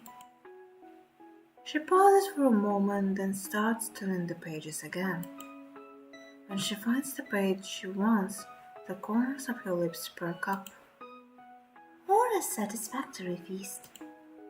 My ear twitches. However, there are two exceptions to this. In spaces void of death, magic is completely unusable. Most witches usually avoid them like the plague. When the shimmer of magic runs through your veins as naturally as breathing, being there feels like gravity has amplified tenfold. It may be the closest thing to feeling human for a witch. On the contrary, a space plagued with too much death becomes dangerous for everything in it. Without caution, the magic can overflow and seep through the cracks between planes, corrupting everything it touches. And this is where the witches come in. Dove turns to a new page. The spread before me makes the fur along my spine stand up. Whoa, that's spooky. I am greeted with an illustration of demons holding what appear to be babies. Are they human? Or perhaps they are. Something in my brain clicks. I know this part. The concept of witchlings receiving the devil's blessing at birth to become full-fledged witches. My grandmother knows how to obtain this blessing, but refused to tell me no matter how much I asked. It's a miracle I even know this much from what little she told me. Dove pauses to stare at the illustration. I nod my nose in her direction as encouragement to continue. Every witch begins with the devil's blessing. Once they receive the blessing, they are bound to hell. Dove gets lost in thought for a moment and combs her fingers through her hair. Did you know that witches have 3 commandments? I blink. Of course it's 3. 1. Know God before the devils. 2. Thou shalt honor the devil's gift. And 3.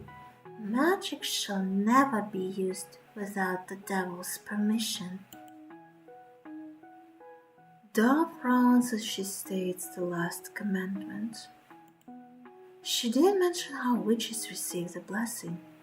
I whine in disappointment. Dove seems to completely misunderstand my reaction. Are you scared? Don't worry, demons won't be making deals with a little puppy like you. I snort in annoyance. The relationship between demons and witches is symbiotic. Because witches can access the ether, they can utilize magic. The more magic they use, the more power is imbued in hell. The demons who reside in hell can extract that power and use it to create the chaos they love so much. I let out an involuntary shiver. I can't help the anxiety that rises from the knowledge of using magic to provide enrichment for beings that love nothing more than trouble. I just thought of something. Basil said his grandma told his stuff. You think he was human once? Yes, I think so. I think he was human, but something happened and someone, or maybe even a demon or a witch, turned him into a wolf. So that's why he tried to find a place to shelter or who could help him. However, witches don't just exist for demons to live vicariously through them. They have, viciously through them. Pardon. They have the responsibility of keeping magic levels in balance. That's so boring to talk about, though. The most important thing in this book are these. Dog shows me a page filled with magic circles. Using magic is a little different from fairy tales.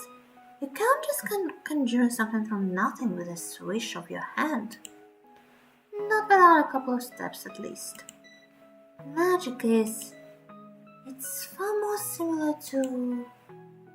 Dog taps her index finger on her chin. Oh, it's like baking!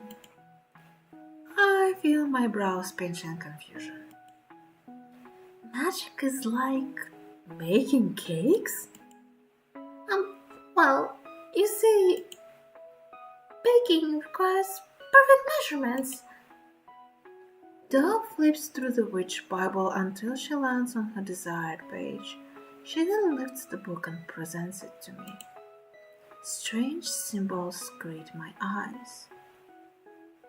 It's almost like in Witch Hat Atelier. By the way, if you didn't watch the anime or didn't read the manga, I highly recommend to take a chance, because Witch Hat Atelier is an amazing manga and an amazing anime. Witch baking sounds cute. Yeah, true. Each one of these symbols represent elements. These are your ingredients. She turns to a new page filled with various illustrations of circles.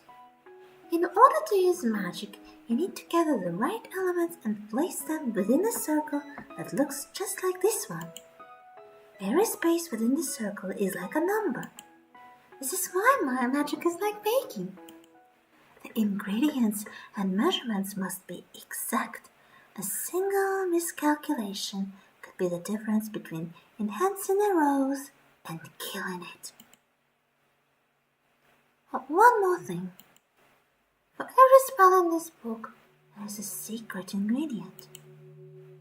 Dawn slides a page between her middle and ring finger until the paper meets the webbed skin of her hand. Without even flinching, she pulls her hand across the paper.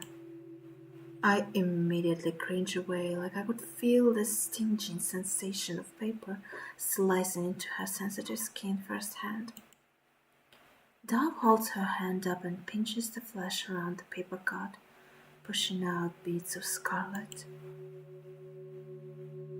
Wait, she cut her finger for the blood? She sets the witch Bible flat on the floor again and hovers her hand over the drawings of circles. More blood runs from the cut and forms a crimson droplet that hangs from the tip of her finger. It feels like minutes go by before the droplet finally falls from her hand, staining the paper below. I don't like what's gonna happen.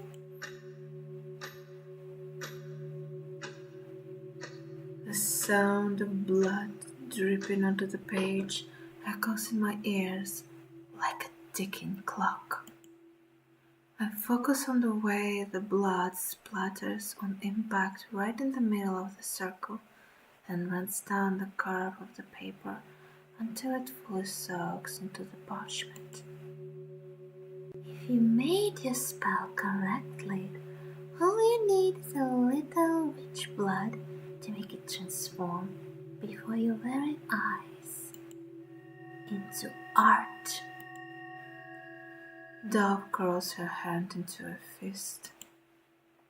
Witchlings may not have a demon's blessing, but we are surely not human. We come from fire and brimstone after all. Magic belongs in our veins. Just because we are not connected to the ether doesn't mean it isn't there, just waiting for our call. Dove leans over the bloody drawings with hunger in her eyes. Her hair falls like a curtain of a bramble around the witch Bible. The sight makes me think of putrid veins that spread from an infection. One day, we won't need anyone's blessing to take what is ours.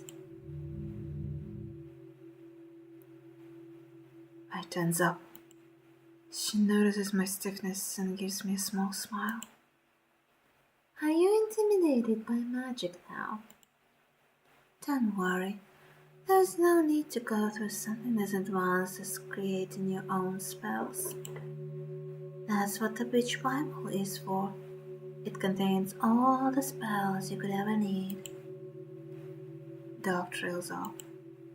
It looks like she has more to say, but she hesitates to express her thoughts. I rest my head on my paws as the silence stretches. Dove's expression sours before speaking again. I want more, though. My head lifts. These spells aren't enough for me.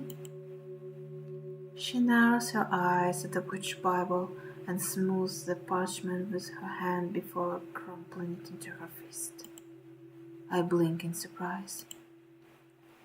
Witches are brave enough to walk the earth as hosts for parasitic demons in hell, and yet... Dove looks down at her open palms, her gaze lingering on her wound, blood now closed. She starts raising her voice, and I flinch in response. And yet they bind themselves to so many rules. They can use magic. They are the only ones that can use magic. All the possibilities in the palm of their hands. But what is this? Dove throws the book open, showing the words carved on the inside of the back cover. Do not use magic on people. Do not waste magic with minuscule pursuits. Always keep magic levels balanced. Never take too much. Oh, girl, chill. Her face contorts in frustration with every line she reads. They smother themselves. They make themselves so small. They do not pursue progress. There is only tradition this and tradition that. It drives me mad! Dove suddenly grabs the Witch Bible and violently throws it. I jump out of the way as it bashes into the wall. I flurry of papers erupts when it slams onto the desk beneath it. Dove stands, huffing out short breaths and clenching her fists as pages flutter down around her like snowfall. The sigh haunts me.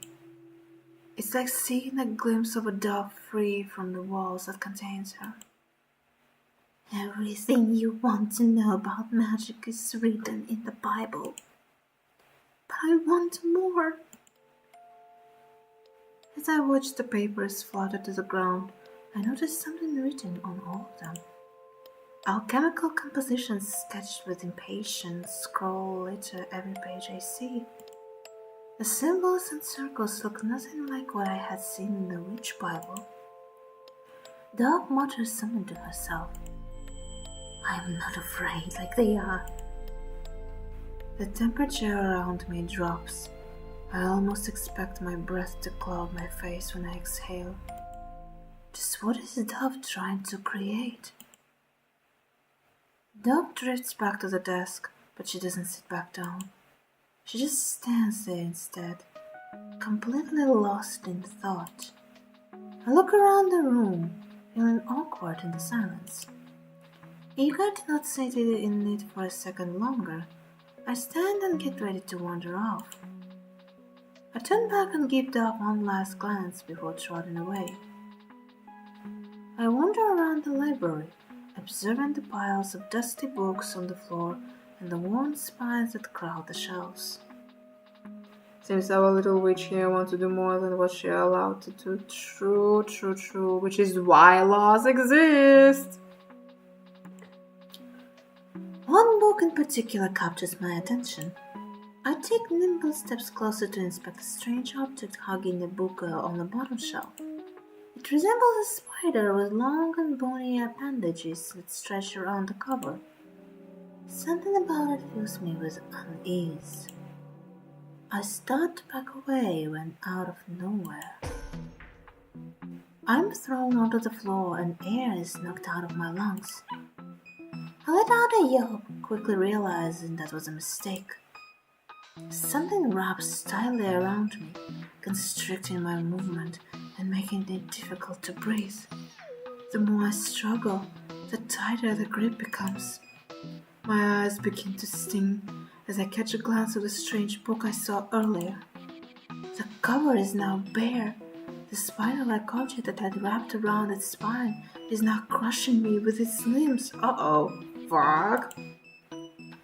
Footsteps rapidly reach my ears, and I see Dove appearing around the corner of the bookshelf. I could see the look of surprise etched on her face. A strange reaction to seeing me get crushed to death. I thought he got rid of that. She finally shows panic when I let out a pained bark.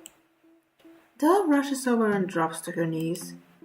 I can feel her body hands trying to dig under the spider's legs, but it digs into my flesh in the process. Ew. She pulls her hands back and bites her lip. I then feel her grabbing me again and hauling me into the air. Just hold on, I can fix this. Her confidence is betrayed by her wavering voice. Is this it for me? It's a miracle I even made it this far at least. My breathing quickens. No! I don't want to die like this! I thrash my body in Dove's arms, fighting back against the constricting creature. I can feel my vision turning fuzzy as Dove bursts into a room I've never been in before. Whoa, what the hell? She slips on something that sounds like paper, sending us both tumbling onto the floor. I let out a weak cry, while Dove lands hard on her hands and knees. The spider continues to tighten its grip. Dove wastes no time running over to a shelf to riffle through bottles and drawers for something. When she finally finds what she's looking for, she quickly reads the tag attached to it and hurries back to me. I see her uncork a bottle with a swirling purple liquid before pouring its content onto me. I feel a searing heat drip onto my skin as the spider screeches. I howl in agony when some of the liquid drips onto me, and Dove releases a gasp. I'm sorry, I didn't mean to get it on you. I whimper to cope with the pain. The only relief I can feel is the loss of suffocating pressure around me. Dove moves away to retrieve her claws and clumsily dabs at the stray purple fluids that had gotten into my fur, making them sting even more. When she leaves my side again, I look to my side and see the spider-looking object curl into itself and unmoving. Dove stops for a moment, stumbling in the process, and gives it her attention as well. I'm not sure how I expected her to feel over the aggressive little creature that almost killed me, but the face she makes catches me off guard. She looks like she's in mourning. Dove nudges the spider with her food. I hold my breath in fear that it will spring back to life and make a second attempt to take my life. What a shame. My head perks up. That was my first successful spell. My blood runs cold. What does she mean? You've seen quite a few of my spells by now. Wait, so those ghosts were her spells? Dove looks down at her hands and starts counting fingers. The rose bush, the viper cage, the book spine. Oh.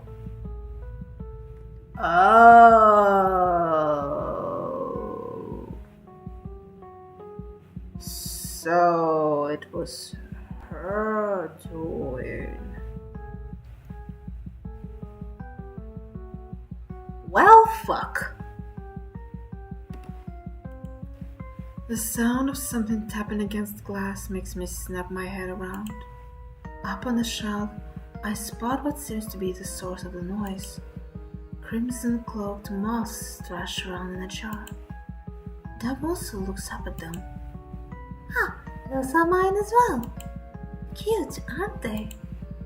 I gave them some raw meat you didn't want to eat, so they're probably hungry again. She gives me a small smile and nausea ripples through me. These things are a success to her? She created these horrific creatures? That shouldn't even be possible. Dove can't use magic. Can she? No, I doubt it. I feel my mind racing. If she was not the one who created them, then who did? I hear Dove fuzz around the room once again, and I take in my surroundings. It appears to be some kind of study or lab. Shelves and cabinets line the walls filled with jars and bottles. The air is thick with a strong smell of herbs, flesh, and stale all at once. It's almost overwhelming. When I look to the very back of the dark room, I let out a yelp. Light pours in from a small window and disturbingly outlines an arrangement of skulls around a dark frame. It looks like a mirror, but the surface of the glass is dull and doesn't reflect anything very well. The eye sockets of the animal skulls are shrouded in shadow, but they give me that creeping sensation of being observed. A familiar feeling I brush off with a full body shake. It's a witch shrine. Dove's voice frightens me out of my thoughts. She kneels beside me, looking conflicted. In her hands is a small jar. With a twist of her wrist, she unscrews the lid, revealing a pale green paste inside. This will help you birds. I cover away from her touch as she tries to reach for me. I crash into something hard as I hide underneath the nearest table. Dove retracts her hand and presses into her lap. I stare at her with wide eyes and crouch close to the ground, sheltered by the shadows. She opens her mouth to say something, but her words get stuck in her throat when her eyes catch on something behind me. What do you mean, something behind me? She squints briefly before widening her eyes with recognition. She shoots forward. I yelp and scatter away to avoid her. While my body is pressed against the wall, I look to see if Dove has followed me. I get her in my sight, but her focus isn't on me at all. In fact, the mysterious thing under the table has her completely distracted. It scrapes against the floor as she drags it out. A box. It's beautiful. Rose and thorns motifs decorate the smooth, dark wood. Dove regards its open mouth and snaps the chest open so abruptly that it tips back slightly. She slowly pulls something out of the box. I take a small step closer to see it more clearly. In her hand is a small, bloody pouch. I read a single word on the label attached to it. Babel. I feel a chill crawl up my spine. What is that? I swallow heavily as I begin to imagine the worst. It couldn't be. I bend up to the box and shrink back when I see the contents that lay in its red velvet lining. Bile rises in my throat at the sight of human remains.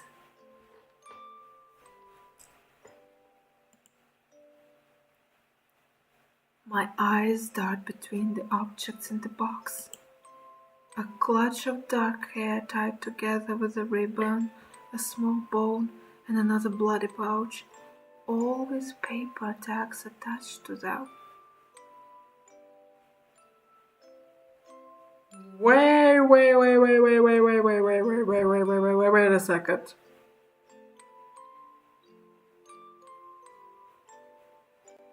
Don't tell me this is the previous body of a dove or something like that. I don't need to read the rest of the labels to know what's written on them. Names. The names of all the ghosts that haunt this home. Except for one.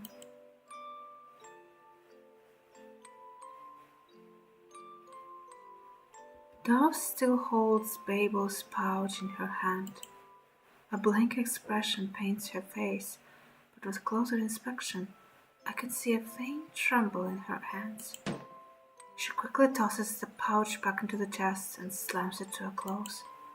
She slides it back onto the table and stands up and makes her way out of the study. I stand there frozen, briefly forgetting how to move my feet. Eventually, I trail behind her. Reluctantly so, because I don't know what else there is to do. When I step out into the hall, Dove is nowhere to be seen. I look around, searching for a sign of where she might have gone. Everywhere I look offers no hint. I whine, then I start navigating through the confusing hallways as best as I can from memory. Eventually, I find Dove's bedroom. Dove is not here. I find myself feeling relieved and troubled.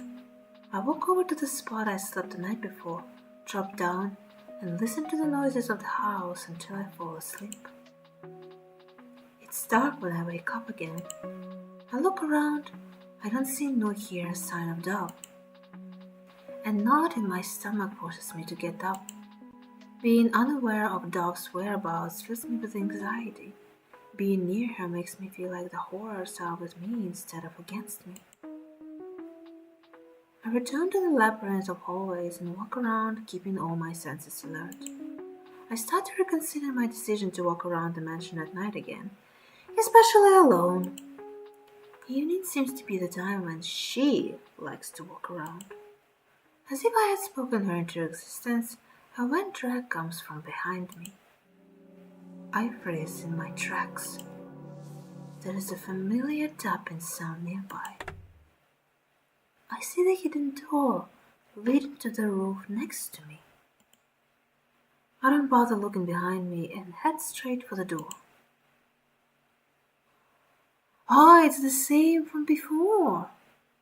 I go straight up the stairs and to the roof. Unlike the last time I was here, a clear night sky spans high above me. Stars dot the dark, and for a moment I forget about all the things I was scared of. Every time I see the night sky, I feel so small under its grandeur. When Dove spoke about magic earlier, I was frightened by how much it revolved around death. Before learning about it, I had always thought magic felt like this, like it was art that could capture the spark of small joys. I rebelliously steal more time to admire the stars and breathe in deeply, slowly. For even just a second, I want to remember how to sit still and get lost in everything I'm feeling.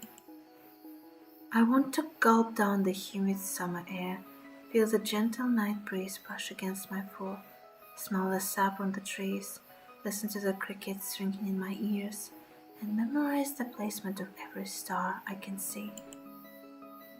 Every blissful and uncomfortable sensation, I let it all sink into me. They all remind me that I am still alive, and I hold on to that so tightly, because I'm so afraid of what I'll become if I can no longer see goodness when it's in front of me. The longer I stare at the sky, however, I squint. The stars seem so close. Something pulls me back to reality. I hear a voice. I turn my head and see a faint light. It's coming from the greenhouse. Fool little things, don't you think, Abel? These ugly things keep consuming everything like a vengeful spirit. I'll never see what's so interesting about something so boring like weeds. Flowers are pretty, but their beauty is so fleeting. I tried to make these ones last longer, but they still end up dying when they are cut from their bush. I enter the greenhouse quietly. Dove stands by the giant rose bushes with a lantern at her feet. Meanwhile, Babel busies himself nearby with a watering can. Is this where she's been all day? Dove hasn't noticed me yet.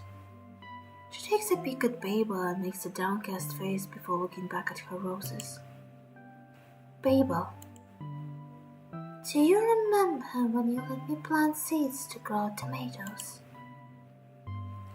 Dove prods at a rose bulb and pulls her hand back before it can sink its teeth into her flesh. No matter what I did or how much you helped me, I couldn't even get it to bud. Babel gives no response. It quietly sets its watering can down and starts meticulously weeding the flower beds. You still put in so much effort to take care of these silly plants. I don't understand why. I've spent so many hours in here just watching you, and I can't even name anything. If I told you to let everything die, would you finally rest? Do you even know how to do anything else anymore? Dove moves to face Babel. You should have just left these stupid mushrooms alone. Then you wouldn't be stuck in this cursed state. Babel straightens up, then holds out a bundle of flowers in front of Dove. Now that I have the chance to look, I noticed that there's actually a variety of flowers in this greenhouse. Roses, daffodils, lilacs. Something that looks like lilacs but with different shaped petals. It definitely isn't a lilac, but its blooms just do sprout it in an interesting way. Perhaps I could find out what it is later. My grandmother didn't like teaching me about magic, but she was always willing to entertain my botanical curiosities. The ones Babel offers Dove are bleeding hearts, scientifically known as Dicentra spectabilis. Dicentra, that's the name of the game! I've always been fascinated by them because of their unique shape. They are arcing stems and they are hanging blooms that are shaped just like hearts. My grandmother explained one of the things they symbolized: unconditional love. Their meaning filled me with warmth when I heard it for the first time. I immediately wanted to learn more about it, so I did my own research on it and read through one of her books on the language of flowers. I learned the bleeding hearts also represented something else: heartbreak. Dove stands so still that I think she's somehow turned into a statue. On the surface, Dove is calm and collected, but behind her gentle visage lives a merciless beast harboring in the trenches of her emotions. Dove shoots her hand out to smack the flowers out of Babel's tendril grip, letting them fall at her feet. Babel bends down and delicately picks up each stem again. Dove's cheeks grow splotchy with red, and she holds her dress in tight fists. "Can't you just be here with me?" I hear your voice crack. Dove pinches her eyes closed. "Or have you already been gone for a long time?" I can't watch this any longer. The dead are never meant to stay longer than they're supposed to, despite some of their efforts in doing so, and despite the efforts of those that are not ready for them to depart. People never realize until they've lost someone forever. But the dead will immortalize themselves in your thoughts, whether you want them or not. The emptiness they leave behind tends to grow into a mold you can never ignore. Body, soul, those can be gone, but memories, those cannot be killed. I twist around and take off, knowing what needs to be done. I hear Dove makes a small noise behind me. My retreat must have tipped her off to my presence. "You! No! Don't!" Her distressed scream almost makes me stop dead in my tracks. And this is where I think we can stop, because honestly reading all of this at the end almost made me cry, because it kind of close to me losing parents. So yeah, I think I will take a pause here and we will continue this in the next stream, and who knows, maybe we will reach to one of the endings of this game, because again, this game has multiple endings, and maybe we can uncover them all at some point during the next stream. Let me just switch to the chatting screen, and let me just turn on the lo-fi. Just do this and lo-fi. Here we go. I'll just do it a little bit like this. Okay. Cliffhanger. Yep, this is my way to do the cliffhangers. Oh, what's Basil going to do? What is his actions? And will we be able to save to save Dove from this curse? Or maybe she's the curse of herself. But all the answers we'll probably find out in the next stream. Thanks for hosting. Yeah, welcome. Still hope we can see how Basil turned to a wolf pup. Yep. Okay, then I will see next week how with the streams, because I will say in advance, Friday is a no, because Friday next week I'm gonna be busy. So expect on Thursday, unless I'm busy or something like that. And yeah, hope you enjoyed this stream. Hope you enjoyed this narration. I hope you're also having a good day, night, morning, evening, afternoon, whatever time zone you're in right now. Have a good dinner and eat the good stuff before Thane does. For real. And I hope you don't have nightmares after this. But for now, take care, and I'll see you in the next stream. Bye bye.